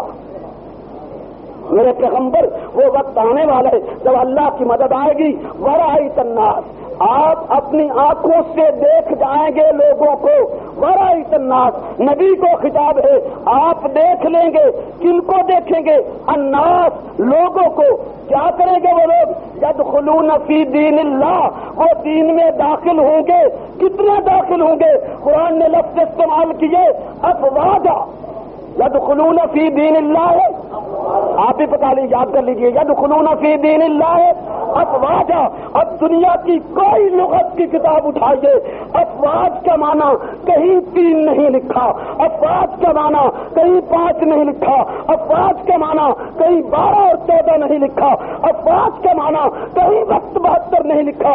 افواج کا لفظ جب آتے تو دنیا کے ذہن میں آتی ہے بات کہ بہت بے پناہ لشکر ہوگا، فوج ہی نہیں، اللہ نے افواج کا لفظ استعمال کیا۔ تو اس آیت نے بات مرتب کر دی کہ جو لوگ پیغمبر پہ ایمان لائے تھے وہ 2 4 5 10 14 12 72 نہیں بلکہ لشکر در لشکر تھے، اور اسی لشکر کی انہی افواج کی خالق نے تعریف کی ہے، اولئک حزب اللہ، یہ اللہ کی جماعت ہے، اسی کی منقبت بیان کی ہے، اولئک هم المؤمنون حقا، یہی پکے سچے مومن ہیں، اسی کی تعریف نے کہا ہے، اولئک هم الراشدون، انہی کے لیے کہا ہے، وَسَجَّنَهُ فِي قُلُوبِكُمْ، انہی کے لیے اعلان کیے، لَقَدْ رَضِيَ اللَّهُ عَنِ الْمُؤْمِنِينَ إِذْ يُبَايِعُونَكَ تَحْتَ الشَّجَرَةِ۔ یہ اسی جماعت کا تعارف ہے، یہ انہی کے فضائل ہیں، انہی کی منقبت ہے جس کی یہ تعداد قرآن میں پیش کر دی گئی کہ یدخلون فی دین اللہ، اٹھیے بات سے، یدخلون فی دین اللہ افواجا، کہ اللہ کے دین میں لوگ فوج در فوج داخل ہوں گے۔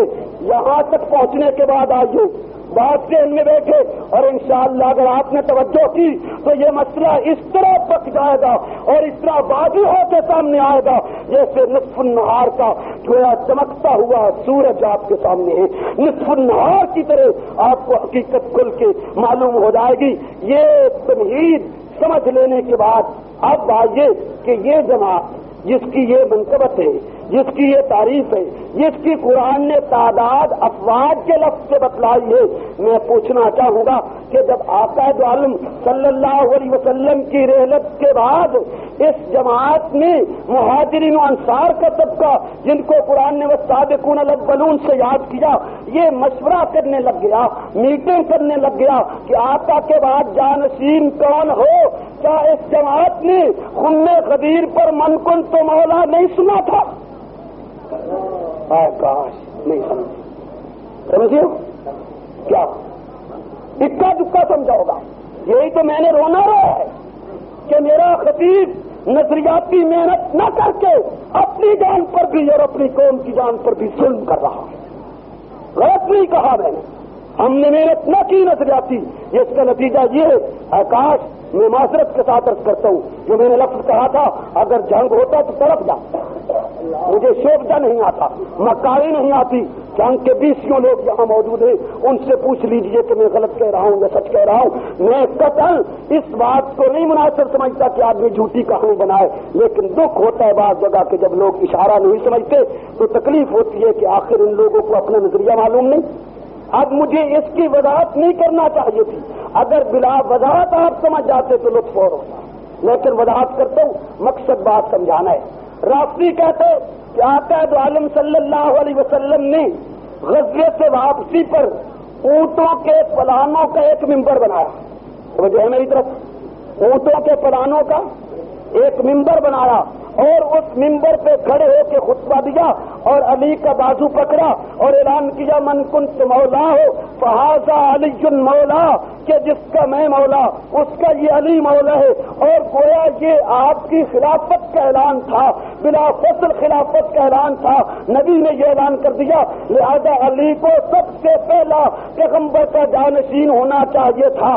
جگہ جگہ ذاکر اس روایت کو رپیٹ کرتے، جگہ جگہ ذاکر اس سے دھوکہ دیتے، تو میں نے اس پہ سوال کیے ہے کہ جو جماعت جس کا قرآن نے ان لفظوں سے تعارف کروایا جو میں پہلے پیش کر چکا ہوں، اور مہاجرین و انصار کا اتنا بڑا گروہ جن کو خالق نے افواج سے تعبیر کیا، کیا انہوں نے من کنت مولا نہیں سنا تھا؟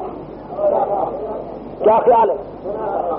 جو صبح سے شام تک، شام سے صبح تک تو سیدھا کے ساتھ مدعا میں مستغرق رہے، اسے من کنت مولا کا معنی یاد آ گئے، اسے سمجھ آ گئے، اور جس کی ساری رات مسلح پہ گزر گئی، جس کے ایمان کو خالق نے معیار قرار دیا، وہ من کنت مولا کا معنی نہیں سمجھ سکا۔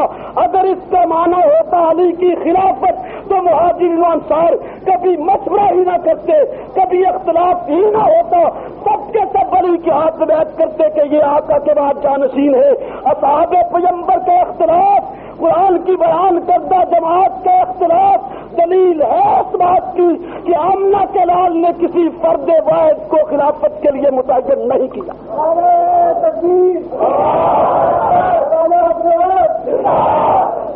بات میں آئی ہے جی، جماعت کا تعارف تو میں نے کرا دیا ہے نا، نہ مانے آپ ابو بکر کو، نہ مانے عمر کو، نہ مانے عثمان کو، نہ مانے معاویہ بن ابی سفیان کو، نکال دیجئے چند منٹوں کے لیے ان کو، لیکن ایک جماعت ہے نا جس کا قرآن نے تعارف کروایا ہے جی، ہے نا۔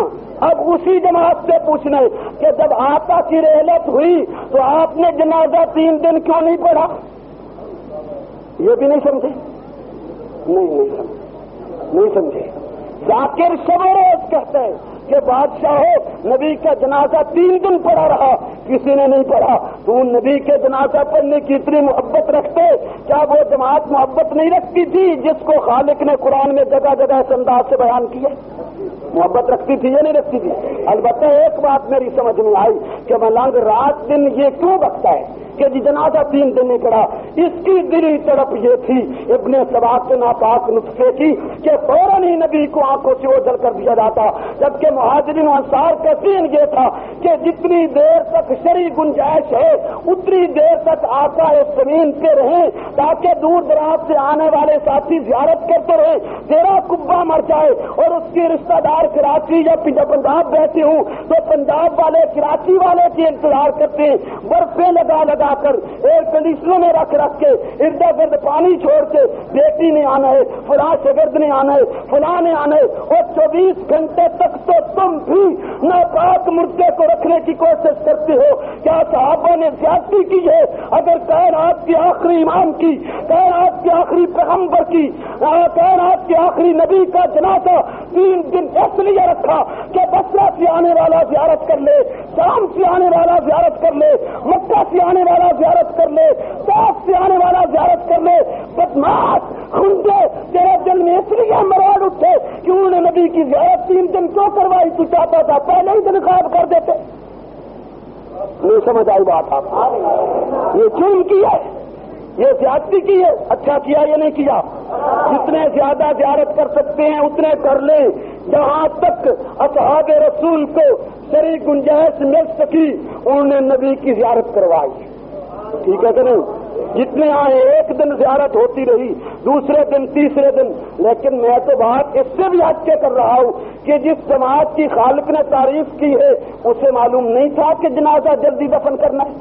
چلو ابو بکر نے نہیں کیا، عمر عثمان نے نہیں کیا، پر یہ جماعت تو موجود تھی یا نہیں تھی؟ چلو ایک اور بات کہتا ہوں، اس جماعت کو بھی 1 منٹ کے لیے چھوڑیے، علی نے بھی تو 3 دن جنازہ نہیں پڑھا۔ اگر علی نے جنازہ پہلے دن پڑھ لیا اور دفن کر دیے تو 3 دن کی بکواس کیوں؟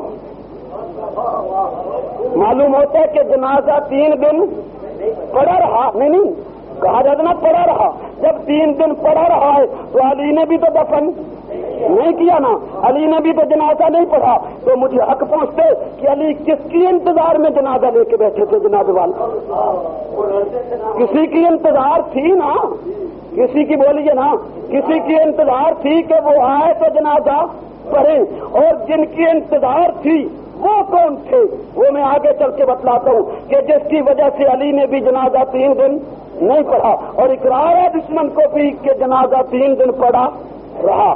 اب سوچنا اس بات کو ہے کہ مقدس جماعت جس کی قرآن نے تعریف کی ہے، اس کی مدح ثنائی کی ہے، اس جماعت نے جنازہ بھی 3 دن نہیں پڑھا۔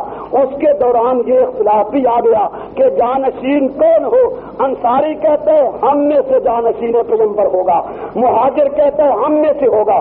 کیوں بھائی؟ کوئی واضح ہدایات موجود نہیں تھی، پیغمبر نے اس مسئلے کو اپنی امت پہ چھوڑ دیا تھا کہ امت جس کو چاہے منتخب کر لے، جس کو بہتر سمجھے اس کو، پوچھیے بات سے، جس کو بہتر سمجھے اس کو امت، بولیے نا، جس کو بہتر سمجھے اس کو امت منتخب کر لے۔ سریرا آواز کہتا جاؤں، امت منتخب کر لے۔ پیغمبر نے کہیں یہ ضابطہ نافذ نہیں کیا کہ کسی کو بات کہنے کی اجازت نہیں دی جائے، حتیٰ کہ جب مہاجرین و انصار سقیفہ بنو سعدہ میں جمع ہوئے، انصار کہتے ہیں امیر ہمارا، مہاجر کہتے ہیں امیر ہمارا، کوئی ضابطہ نہیں آیا کہ خبردار اگر کسی حزب اختلاف نے آواز اٹھائی، نہیں، ہر ایک کو اپنے موقف کے اظہار کا موقع دیا گیا۔ انصاری اپنے دلائل پیش کرتے رہے، مہاجر اپنے دلائل پیش کرتے رہے۔ سیدنا صدیق اکبر، فاروق اعظم جو آقا کی چارپائی کے پاس بیٹھے تھے، اطلاع ملی کہ اس مسئلے میں اختلاف ہو گئے کہ آقا کا جانشین کون ہو۔ اختلاف فوری ہوا کیوں؟ قبل دفن کیوں ہوا؟ اللہ کی وہ مقدس جماعت جس کو حزب اللہ کہا ہے، وہ یہ سمجھتی تھی کہ اگر بلا تاخیر جانشین نہ بنا لیا گیا تو کوئی دشمن سلطنت اسلام کو اچک لے گا۔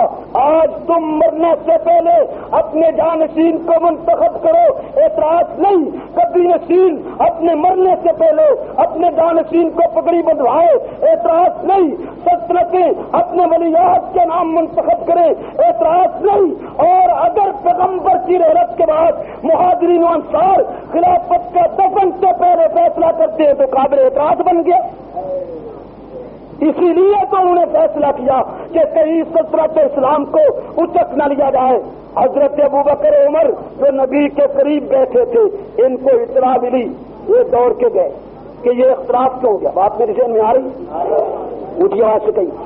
یہ دوڑ کے گئے کہ معلوم تو کریں کہ یہ اختلاف کیوں ہے.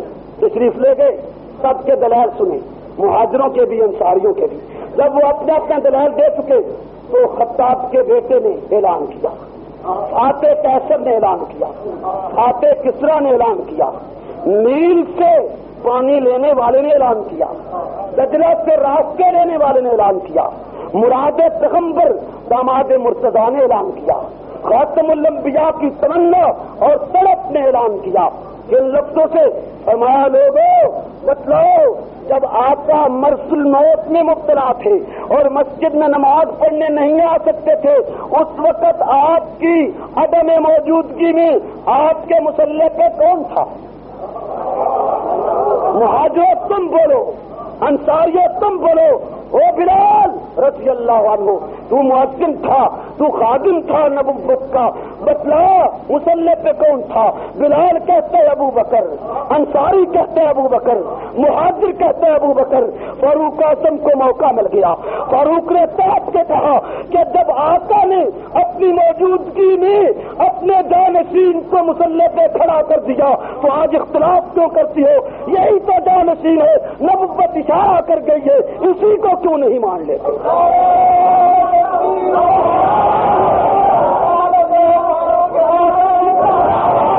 گھر گھر نہیں جانا پڑا، سودے بازی نہیں کرنی پڑی، منتیں نہیں کرنی پڑی، ہاتھ نہیں جوڑنا پڑا. ہاتھ بولیے، ہاتھ نہیں جوڑنے پڑے. کیوں؟ بعض لوگ ہاتھ جوڑ کے ووٹ مانگتے ہیں. میری جماعت کے موقع پہ ہاتھ کھول کے ووٹ مانگتے ہیں. آپ اس لیے جوڑتے ہو کہ تمہارے ہاتھوں کے ساتھ غریب کا لہو لگا ہوا ہے، اس لیے ہاتھ جوڑ کے ووٹ مانگتے ہو. ہاتھ کھول کے ووٹ مانگو، اس لیے ہاتھ جوڑتے ہو کہ تم نے غریب کی عزت لوٹی ہے، اس لیے ہاتھ جوڑتے ہو کہ تم نے غریب کے حقوق کھائے ہیں، اس لیے معافیاں مانگ مانگ کے ہاتھ جوڑتے ہو. ہاتھ کھول کے آؤ، اپنا موقف پیش کر کے آؤ، اپنا کردار پیش کر کے آؤ. آنا چاہیے یا نہیں؟ ہاتھ نہیں جوڑے تو جو ہاتھ نہیں جوڑے، کسی کے گھر گھارے اور یہ نہ گھر گھارے نہیں گئے. ایک ہی جگہ اعلان کیا. مصلی پہ کون تھا؟ مہاجر کے پاس کوئی جواب نہیں تھا سوائے اس کے کہ کہے ابو بکر تھا. انصاری کے پاس کوئی جواب نہیں تھا سوائے اس کے کہ کہے ابو بکر تھے رضی اللہ تعالی عنہم اجمعین. جب یہ جواب آ گیا، فاروق کہتے ہیں پھر انہیں کے ہاتھ پہ بیعت کر لو، یہی تو جانشین ہے جس کو اشارتاً پیغمبر مصلی پہ کھڑا کر کے. توجہ کیجیے، یہ لفظ کہنا تھا. انصاری ٹوٹ پڑے، وہ بیعت کرنے لگ گئے. مہاجر ٹوٹ پڑے، وہ بیعت کرنے لگ گئے. سب نے دل کے ساتھ ابو بکر کے ہاتھ پہ بیعت کر لی. یہ وہ دن تھا جس دن خلافت راشدہ کی بنیاد ڈالی گئی. میرا مستدل یہ ہے، میری دلیل یہ ہے کہ جس جماعت کی قرآن نے تعریف کی ہے، مدح سرائی کی ہے، اس جماعت نے ابو بکر کے ہاتھ پہ بیعت کی، ابو بکر کو امام مقتدی مانا. اگر وہ جماعت ابو بکر کو مقتدی مانتی ہے تو یقیناً ابو بکر صدیق ہے. کیوں کہ وہ جماعت وہی ہے جس کے متعلق خالق کہتے ہیں کہ ان جیسا ایمان لاؤ. بات ذہن میں آئی یا نہیں آئی؟ آ گئی ذہن میں؟ وہ جماعت وہ ہے جس کو خالق کہتے ہیں حزب اللہ، یہ اللہ کی جماعت ہے. وہ تنظیم ہے جس کے متعلق اللہ کے عالم نے فرمایا وَلَٰكِنَّ اللَّهَ حَبَّبَ إِلَيْكُمُ الْإِيمَانَ وَزَيَّنَهُ فِي قُلُوبِكُمْ. تو جب اس مقدس جماعت نے، اور یہ جماعت تھوڑی بھی نہیں کہ ڈر گئی ہو، نہیں سمجھ آئی بات ہے، جماعت تھوڑی بھی نہیں کہ ڈر گئی ہو. جماعت کی تعداد قرآن نے بتلائی یدخلون فی دین اللہ افواجا، لشکر در لشکر موجود تھا. اس جماعت نے ابو بکر کے ہاتھ پہ بیعت کی ہے. جب مقدس جماعت، منزہ جماعت، جس کی تقدیس، جس کی مدح، جس کے لیے رضا کا اعلان قرآن کر رہا ہے، اس جماعت نے ابو بکر کے ہاتھ پہ بیعت کر لی ہے، تو اب ابو بکر کو خلیفہ نہ ماننا، ابو بکر کو صدیق نہ ماننا، ابو بکر کو سچا نہ ماننا، ابو بکر کو صحابی رسول نہ ماننا، سوائے کفر کی اور کچھ نہیں ہوگا. ہاں ایک بات اور ذہن میں آتی ہے کہ شاید بھائی ابو بکر کے ہاتھ سے جن لوگوں نے بیعت کی ہے وہ یہ جماعت نہ ہو، وہ جب خلون فی دین اللہ افواجا والے نہ ہوں، وہ ولکن اللہ حبب الیکم کا مصداق نہ ہوں، وہ لقد رضی اللہ عن المؤمنین والے نہ ہوں، یہ کوئی اور لوگ ہوں کہ جنہوں نے ابو بکر کے ہاتھ سے بیعت کر کے سلطنت پہ قبضہ کر لیے ہے۔ تو میں کہنا چاہوں گا 2 منٹ کے لیے تفصیل کی بات مان لیتا ہوں، 2 منٹ کے لیے اتنے سبات کی نسل کی بات مان لیتا ہوں کہ یہ کوئی اور لوگ تھے جنہوں نے بیعت کی، پر یہ بھی تو سوال پیدا ہوگا کہ یہ تو اور لوگ تھے جنہوں نے ابو بکر کو امام بنا لیا۔ یہ پیغمبر نے جو فوج تیار کی تھی کیا اس نے نبی کا مسلح ظالم سے چھینا؟ نہیں سمجھے؟ ظالم سے چھینا؟ کیا اس نے ممبر نبی ظالم سے چھینا؟ تو وہ جماعت جو بدر لے کے دے گئی، وہ جماعت جو عہد لے کے دے گئی، وہ جماعت جو خیبر لے کے دے گئی، وہ جماعت جو طائف لے کے دے گئی، وہ جماعت جو کافر لے کے دے گئی، وہ جماعت جو کسرا لے کے دے گئی، وہ جماعت جو بیت اللہ لے کے دے گئی، اور وہ جماعت جو بیت المقدس لے کے دے گئی۔ ظالم بتلا تو صحیح کہ اگر یہ جماعت موجود تھی اور مسلح پہ خرچ آ رہا تھا تو یہ جماعت اس کے مسلح چھین لیتی، جس نے سلطنتیں چھینی، جس نے ظالم حکمرانوں کے تاج و تخت چھینے، جس نے دریاؤں سے رفتہ لیا، جس نے افریقہ کے جنگل کے درندے سے جنگل خالی کرا کے چھامنی بنائی، وہ آج نبی کا مسلح بھی حاصل کر سکتی تھی، ظالم کا راستہ روک سکتی تھی، اس کے خلاف تحریک چلا سکتی تھی، اس کے خلاف کمپین چلا سکتی تھی، اس کے مد مقابل پارٹی بنا سکتی تھی۔ لیکن ابو بکر کے دور میں مجھے نہ تحریک نظر آتی ہے، نہ الگ مسجد نظر آتی ہے، نہ جمعے کا خطبہ الگ نظر آتے۔ معلوم ہوا کہ دین کا دشمن بھوکتا ہے، بکتا ہے۔ ابو بکر پوری امت کے متفقہ امام تھا۔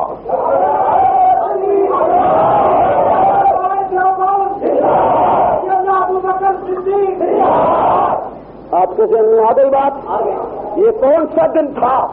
سقیفہ بنو سعدہ، جس دن خلافت راشدہ کی، اونچی آواز سے، خلافت راشدہ کی بنیاد رکھی گئی، بنیاد رکھی گئی۔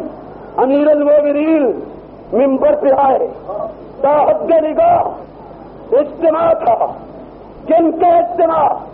سعودوں کا نہیں، کاسا لیسوں کا نہیں، بکاؤ کا نہیں، چمچا گیروں کا نہیں، مفاد پرستوں کا نہیں۔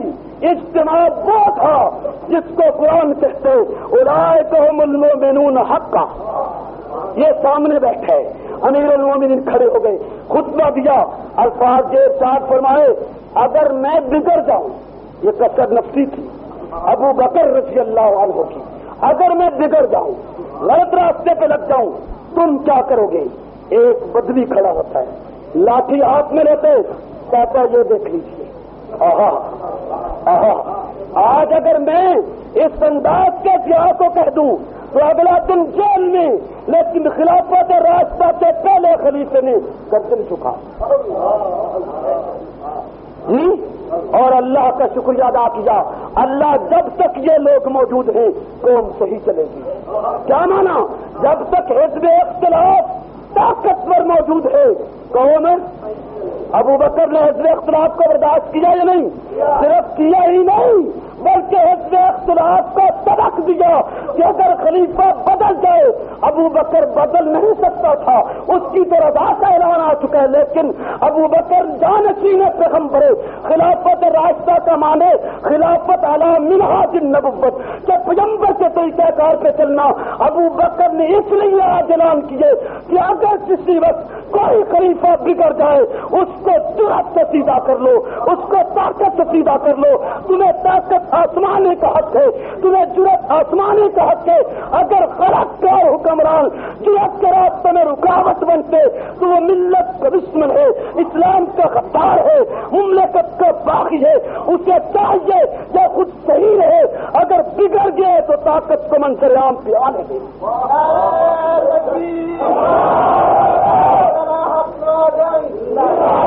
یہ خلافت راستہ ہے، سمجھ آئی آپ کو؟ مولوی خلافت راستہ کا نعرہ لیے پھر رہا ہے، پھر 700 چکر کاٹتے ڈپٹی کمشنر کے آفس کا. کہاں سے لاؤں عطا اللہ شاہ تجھے؟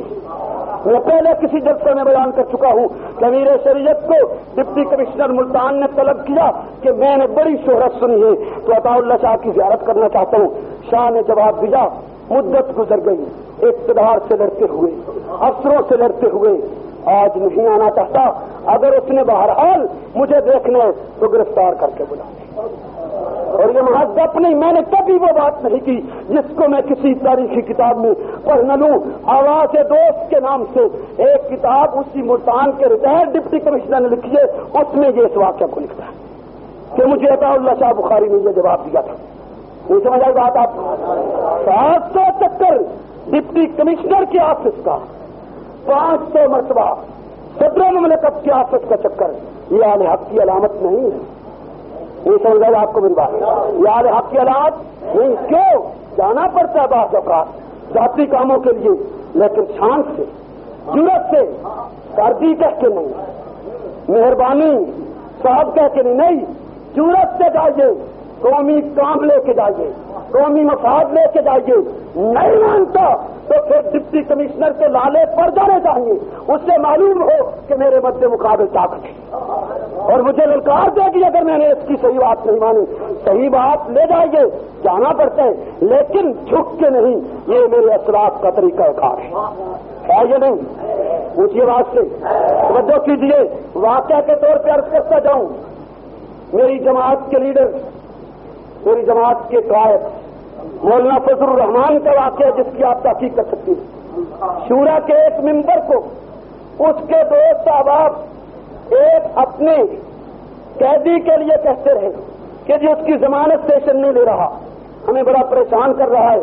آپ شورا کے ممبر ہیں، آپ ٹیلی فون کیجیے. نام لے دیتا ہوں ممبر کا تاکہ آپ کو تحقیق کرنا آسان ہو. قاضی عبداللطیف صاحب کلاچی. میں بحیثیت عالم دین کی ان کا بھی احترام کرتا ہوں، اختلاف ہوتا رہتا ہے. ان کو کہا کہ جی آپ ضمانت کروائیں. انہوں نے کہا ٹیلی فون کر رہا ہوں، کل کیے، پرسوں کر رہا ہوں، کرتے کراتے رہے. آخرکار جواب دیا کہ جی میں نے تو کہا ہے جب کوئی نہیں مانتا تو میں کیا کروں. اب وہ تھے انہی کے دوست، انہی کے ہم نوا تھے. وہ خود بیان کرتے ہیں جس کا دل چاہے کراچی سے اور ان علاقوں سے اس واقعہ کی تصدیق کر لے. وہ خود کہتے ہیں کہ ہم نے بدل نخواستہ السائل کلامہ کہ سائل اندھا ہوتا ہے، جس جگہ سے خیرات ملے وہ بھاگتے ہیں.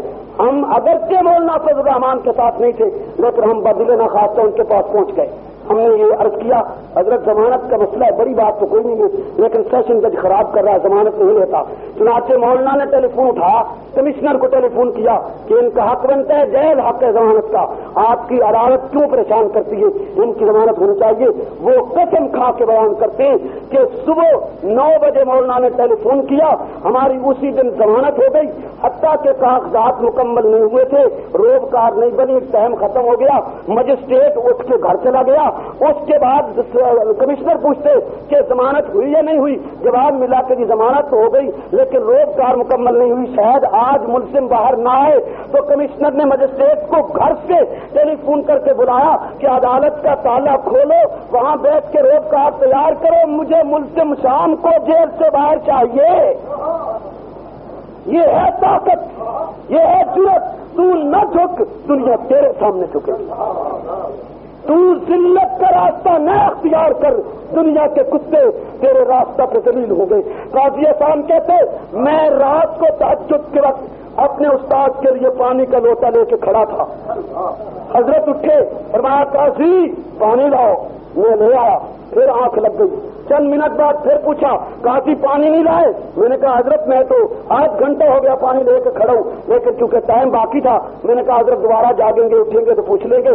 اٹھے، وضو کیا، وضو کر کے قاضی احسان کہتے ہیں مسلح پہ پہلا قدم رکھا اور پنجابی زبان میں کہا قاضی دنیا دے بادشاہ تیری جتیاں کیسے. فرماتے بات تھی استاد کے منہ سے نکلی ہو گئی.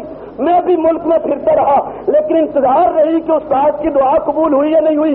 کہتے کلات گیا، جامع مسجد میں جمعہ پڑھا، جمعہ پڑھ کے نکل رہا تھا کہ وزیر کلات نے میرے جوتے اٹھائے ہوئے اور میرے سامنے سیدھا کر رہا ہے. تو بدل، اپنا ضمیر بدل، اپنے خیالات بدل، دنیا کی دولت پہ نگاہ نہ رکھ، دنیا کی دولت کو اپنی خاطر میں نہ لا۔ دولت تو وہ چیز ہے جس کو قاسم نانوتوی کہتے ہیں کہ ایک شخص میرے سامنے تھیلی لایا روپوں کی، میں نے مشکوک سمجھ کے نہیں لیا، میں نکل گیا۔ جب باہر جاتا ہوں تو میرے باہر جانے سے پہلے ہی مسجد کے باہر جو میری نالین پڑی تھی ان جوتیوں میں وہ تھیلی رکھ کے چلا گیا۔ نہیں سمجھے میں نے کیا کہا؟ نہیں سمجھے؟ جوتیوں میں تھیلی رکھ کے چلا گیا۔ تو دولت پہ نگاہ نہ رکھ، ایمان پہ نظر رکھ، عقیدے پہ نظر رکھ۔ دولت پیچھے بھاگتی ہے، دولت پیچھے دوڑتی ہے، دولت کوئی چیز نہیں ہے، ضمیر بہت بڑی چیز ہے، عقیدہ بہت بڑی چیز ہے۔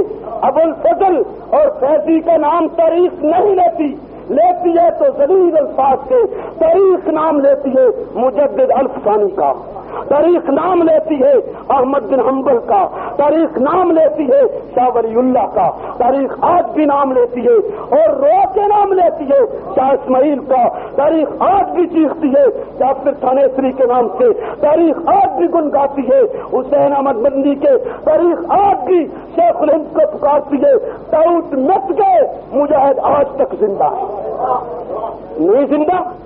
میں نے عرض کیے کہ امیر المومنین نے، خلیفہ وقت نے، جانشین پیغمبر نے موقع دیا یا نہیں دیا کہ میں اگر بگڑ جاؤں تو کیا کرو گے؟ بولیے نا۔ لاٹھی سے سیدھا کر لیں گے، اور جھکا لیا کہ جب تک یہ لوگ موجود ہیں قوم ٹھیک رہے گی، آواز اٹھتی رہے گی، غلط کاری کے راستے پہ کوئی نہیں آئے گا۔ جانشین پیغمبر تعلیم دینا چاہتے تھے کہ جب بھی کوئی غلط ڈگر پہ، غلط لائن پہ چل جائے تو انہیں موڑنا تمہارا فریضہ ہے، انہیں راہ حق دکھانا تمہارا فرض ہے، منصبی ہے۔ توجہ کیجیے، ایک عنصر مجھے یہ تانا بھی دیتا ہے کہ کیا ہم ہمیشہ لڑتے رہیں گے؟ کیا ہم ہمیشہ جیلیں بھرتے رہیں گے؟ کیا ہم ہمیشہ مار کھاتے رہیں گے؟ میں کہتا ہوں جناب والا، آپ نے انگریز سے لڑائی لڑی، جرم کیا تھا اس کا؟ آپ نے اس کے بعد لڑائی لڑی ہے سن 47 سے آج تک، کیا جرم تھا لیاقت علی کا؟ کیا جرم تھا اس کے بعد آنے والوں کا؟ کیا جرم تھا ایوب کا؟ کیا جرم تھا یحییٰ کا؟ کیا جرم تھا بھٹو کا؟ آخر سب دوروں میں آپ لڑتے رہے، سب ادوار میں آپ نے لڑائی جاری رکھی۔ کیوں لڑائی جاری رکھی؟ آپ کہتے تھے اسلام، آپ کہتے تھے خلافت راستہ۔ اگر آج خلافت راستہ آ گئی، لڑائی بند کر دیجیے۔ اگر ابھی نہیں آئی بلکہ آنی ہے تو لڑائی جاری رہنی چاہیے، نہیں جاری رہنی چاہیے۔ اگر تو خلافت راستہ آ گئی ہے تو لڑائی، بولیے نا، مولوی کی لڑائی بات ہونی چاہیے نہیں، اور اگر خلافت راستہ نہیں آئی تو لڑائی اونچی آواز سے جاری رہنی چاہیے نا۔ موقف ہے کہ خلافت راستہ آئے، موقف ہے اسلام آئے، اگر تو آ گیا تو لڑائی بند کر دیجیے، اور اگر ابھی نہیں آیا تو لڑائی کو جاری رہنا چاہیے یا نہیں؟ جی، یہ کیا مانا کہ ہم ہمیشہ لڑتے رہیں گے؟ اگر اسلام کے لیے لڑتے ہو تو جب تک اسلام نہیں آتا لڑو، اور اگر کسی اور غرض سے لڑتے آئے ہو تو آج غرض بدل گئی ہے تو نہ لڑو۔ آپ کا کیا خیال ہے؟ آپ کس غرض سے سابقہ حکمرانوں سے لڑتے آئے ہیں؟ اسلام کے لیے۔ آج اگر اسلام ہے، عورتوں کے سر پہ پردہ آ گئے، شراب ختم ہو گئی، چوری ڈاکہ مٹ گئے، زنا مٹ گئے، چوروں کے ہاتھ کٹے ہوئے کراچی کے چوک پہ نظر آتے ہیں، اسلام ہے، اسلام ہے، کوئی غنڈہ گردی کوئی چیز نہیں ہے، خلافت راستہ ہی ہے، تو آپ بے شک لڑائی بند کر دیں۔ اور اگر یہ نہیں تو جب تک موقف، جب تک مقصد حاصل نہ ہو، مجاہد کو لڑتے جانا چاہیے، لڑتے رہنا چاہیے۔ مقصد جب تک حاصل نہیں ہوتا، لڑائی بند کرو، میدان فتح کر لے، پھر ہتھیار ڈال دے۔ ٹھیک ہے، یہ نہیں لڑتے رہنا چاہیے، یہ نہیں۔ اور اونچی آواز سے اور بلند آواز سے نماز پڑھتا ہے جی، اجازت تھوڑا سا چسکا پورا کر لوں، ٹھیک؟ نماز پڑھتا ہے جی، مسلح پہ کھڑا ہے، بادشاہ ہو، تہجد پڑھتا ہے، جیسے الو کا پٹھا کول کھڑا ہے، جیسے تہجد پڑھتا ہے۔ نہیں سمجھ آئی میری بات؟ ہاں، جیسے کول کھڑا ہے، تہجد دیکھ رہا ہے۔ او بھائی، میں نے تو اپنے باپ کو تہجد پڑھتے، بے شک وہ پڑھتا تھا، لیکن ہم سوئے ہوئے ہوتے تھے، ہم نے کب دیکھا؟ ڈیوٹی لگی ہوئی ہے کہ تم قریب جا کے اسی کمرے میں تم ہوتے ہو جہاں اس کا خلوت خانہ ہے کہ تم تہجد پڑھتے دیکھتے ہو. داستانے بنا لیے، گن گا لیے. تہجد پڑھنے والا، 5 وقت نماز خوشو و خضوع کے ساتھ پڑھنے والا منافقت نہیں کر سکتا، جھوٹ نہیں بول سکتا، بدل نہیں کر سکتا، فریب نہیں کر سکتا، کسی کے حقوق کو غصب نہیں کر سکتا. کیوں؟ قرآن کہتے ان الصلاۃ تنہی عن الفحشاء والمنکر. اگر جھوٹ برائی ہے تو نماز پڑھنے والا یہ برائی نہیں کرے گا. اگر دھوکہ برائی ہے تو نماز پڑھنے والا یہ دھوکہ نہیں کرے گا. اگر ظلم برائی ہے تو نماز پڑھنے والا یہ برائی نہیں کرے گا. اگر کسی کے حقوق غصب کرنا برائی ہے تو نماز پڑھنے والا یہ برائی نہیں کرے گا، بشرطے کہ نماز للہیت کے لیے ہو، دکھاوے کے لیے. نہیں سمجھے میں نے کیا کہا؟ خلافت راستہ کی بنیاد کس دن پڑی؟ بات کو ختم کرنا چاہتا ہوں. جس دن سقیفہ بنو سعدہ میں مہاجرین و انصار نے اجتماع کیا، ابو بکر کے ہاتھ سے بیعت کی. ابو بکر پر اتفاق اجماع امت کے ساتھ پوری امت کے مقتدا، پوری امت کے امام بن کے منبر نبوی پہ آ گئے. اور یہ وہ دن تھا جس دن ابو بکر کے نام کے ساتھ خلیفہ بلا فصل کا لفظ لگایا گیا. آپ پیغمبر کے بلا فصل جانشین ہیں، پوری امت کا متفقہ خلیفہ. اب آئیے مختصر سے لفظوں میں پیغمبر کے جانشین کا کردار پیش کرتا جاؤں، پیغمبر کے ہم نوا کا جسے فاروق اعظم کہتے ہیں ان کے مختصر لفظوں میں کردار پیش کرتا جاؤں. یہ کتنے پاک لوگ تھے. جانشین پیغمبر خلیفہ بلا فصل ہے، پیغمبر کا سسر ہے اور نبی علیہ الصلوۃ والسلام کا یار غار ہے، سفر و حضر کا ساتھی ہے. آج منبر پہ آئے، اس نے 2 سال اور کچھ ماہ اقتدار کی کرسی کو گویا رونق بخشی، اقتدار کی کرسی کو زینت بخشی. اس دور میں کہیں محل تعمیر کیے ہو تاریخ نہیں پیش کرتی، کہیں جائیداد بنائی ہو تاریخ نشان کہیں نہیں کرتی، کسی کے جائیداد پہ قبضہ کر لی ہو تاریخ نہیں بتلاتی.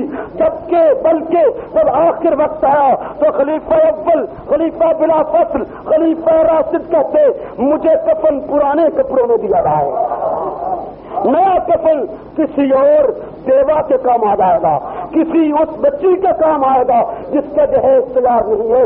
ساری زندگی خدمت کی لیکن آخرکار اپنے پرانے کپڑوں میں دفن ہو کے اس جگہ روزے میں دفن ہوئے جہاں کائنات کا آخری رسول مدفون ہے، جہاں امام الانبیاء مدفون ہے، جہاں امام الکونین مدفون ہے. اور کیسے وہاں جا کے دفن ہوئے، کیسے اپنے یار سے ملے، کیسے اپنے آقا سے ملے، کیسے اپنے سردار سے ملے، کیسے اپنے قائد سے ملے، کیسے اپنے مقتدار سے ملے. اس طرح مل گئے جیسے پھول کے ساتھ کلی ملتی ہے، اس انداز سے ملے. میں عرض یہ کر رہا تھا کہ خلافت راستہ کی بنیاد سقیفہ بنو سعدہ میں پڑی اور پھر نمبر اول پہ ابو بکر آئے، نمبر 2 پہ عمر آئے، نمبر 3 پہ عثمان، نمبر 4 پہ علی المرتضیٰ آئے. ان چاروں خلفاء نے اسلام کو 4 دانگے عالم میں پھیلایا. ان چاروں خلفاء نے عدل و انصاف کے عالم لہرائے. ان چاروں خلفاء نے لوگوں کے حقوق واپس کروائے. ان چاروں خلفاء نے اسلام کو دنیا کے کونے کونے میں پہنچانے کے لیے انتظامات کیے. آج کے جلسے کی غرض تھی خلافت راستہ. میں نے اپنے انداز میں اس کا مقام، اس کی اہمیت اور خلافت راستہ کے معیدین پیش کر کے یہ ثابت کرنا چاہے کہ جن لوگوں نے ابو بکر کے ہاتھ سے بیعت کی ان کی قرآن نے تعریف کی ہے، جن لوگوں نے عمر کے ہاتھ سے بیعت کی ان کی بھی قرآن نے تعریف کی ہے، جن لوگوں نے عثمان کے ہاتھ سے بیعت کی ان کی بھی قرآن نے تعریف کی ہے، جن لوگوں نے علی کے ہاتھ سے بیعت کی ان کی بھی قرآن نے تعریف کی ہے. تو جس جماعت کو خالق نے اپنی جماعت کہا ہے وہی جماعت ان چاروں خلفاء کو اپنا امام مانتی ہے، اپنا مقتدا مانتی ہے. تو جب مقدس جماعت نے، مطہر جماعت نے، منزہ جماعت نے، پاک جماعت نے اور اللہ کی پیاری جماعت نے، حزب اللہ کی مصداق جماعت نے، پکے سچے معاملوں کی جماعت نے 4 افراد کو اپنا مقتدا مان لیا تو اب بھی اگر وہ راشد خلیفہ نہیں تو راشد کون ہوگا؟ اسی کا نام ہے خلافت راستہ، جس کو علماء نے خلافت اعلی منہاج النبوت کے عنوان سے بیان کیے۔ اللہ مجھے اور آپ کو خلافت راستہ سے وابستہ رکھے، اللہ مجھے اور آپ کو ان مقدس کی بھائی اٹھنا نہیں، اللہ مجھے اور آپ کو اس جماعت کے ساتھ عقیدت نصیب فرمائے، اللہ مجھے اور آپ کو خلافت راستہ کے نظام کو دنیا کے کونے کونے تک پہنچانے کے اسباب مہیا فرمائے، اللہ مجھے اور آپ کو پاکستان میں خلافت راستہ کے نظام کو غالب کرنے کی توفیق بخشے۔ میری گزارشات کا کراچی میں، چونکہ آج یہ آخری اجلاس ہے، آخری دن ہے، اس لیے میں شورش اکیڈمی کا بے پناہ شکر گزار ہوں جنہوں نے مجھے موقع دیا اور میں نے گزارشات عرض کی۔ یقیناً میرا ان پہ احسان نہیں کہ میں ان کو منہ بگاڑ کے بیٹھ جاؤں اور اپنی قیادت جتاؤں، اپنی شعلہ نوائی جتلاؤں یا اپنی کوئی اہمیت بتلاؤں، نہیں نہیں، واللہ خانہ خدا میں کھڑا ہوں، کوئی قسم سوچتا نہیں ہے، ان کا احسان ہے، انہیں پلیٹ فارم مہیا کیا، میں نے مدح اصحاب رسول کی، میرا فریضہ تھا، میرا منصب تھا، میرے منصب کی ادائیگی میں، میرے فریضے کی ادائیگی میں یہ تنظیم کام آئی، میں کیوں شکریہ ادا نہ کروں؟ اور میں شکریہ ادا کرتا ہوں مولانا ہزاروی کا، جنہوں نے آج اپنی اس مسجد میں مجھے خلافت راستہ کے عنوان پہ بولنے کا موقع فراہم کیا۔ میں بے پناہ شکر گزار ہوں جمعیت علماء اسلام کے تمام کارکنوں کا، رہنماؤں کا، خصوصیت کے ساتھ حضرت مولانا عبدالرزاق صاحب عزیز کا، جنہوں نے مختلف اجلاس رات کے کافی حصے تک اٹینڈ کر کے میری حوصلہ افزائی فرمائی اور مجھے یہ موقع فراہم کیا، اور ان تمام لوگوں کا شکر گزار ہوں جنہوں نے میری گزارشات کو سنا۔ آپ سے آخری درخواست یہی کروں گا کہ آپ میرے لیے دعا کرتے رہے، معلوم نہیں پھر زندگی میں یہ وقت ملے نہ ملے، معلوم نہیں پھر کراچی میں آنا ہو یا نہ ہو، بہرحال دعا کر چھوڑیے کہ اللہ نیک نیتی کے ساتھ اصحاب پیغمبر کی مدح کرنے کی توفیق بخشے، آخر دم تک زبان پہ اللہ، اس کے رسول، اس کے صحابہ کی عزت ناموس کردار کو بیان کرنے کی گویا توفیق باقی رہے۔ بس یہی آپ سے التجا ہے، یہی درخواست ہے، اللہ نیکی کی توفیق مجھے بھی اور آپ کو بھی عنایت فرمائے۔ وآخر دعوانا الحمدللہ رب العالمین۔ توکل اسلامی کیسٹ ہاؤس، شاہ ولی اللہ روڈ، میمون سوسائٹی، کھڈا، کراچی۔ ہمارے یہاں جید علماء کرام کی تقاریر اور نام القرآن حضرات کی کیسٹ دستیاب ہیں۔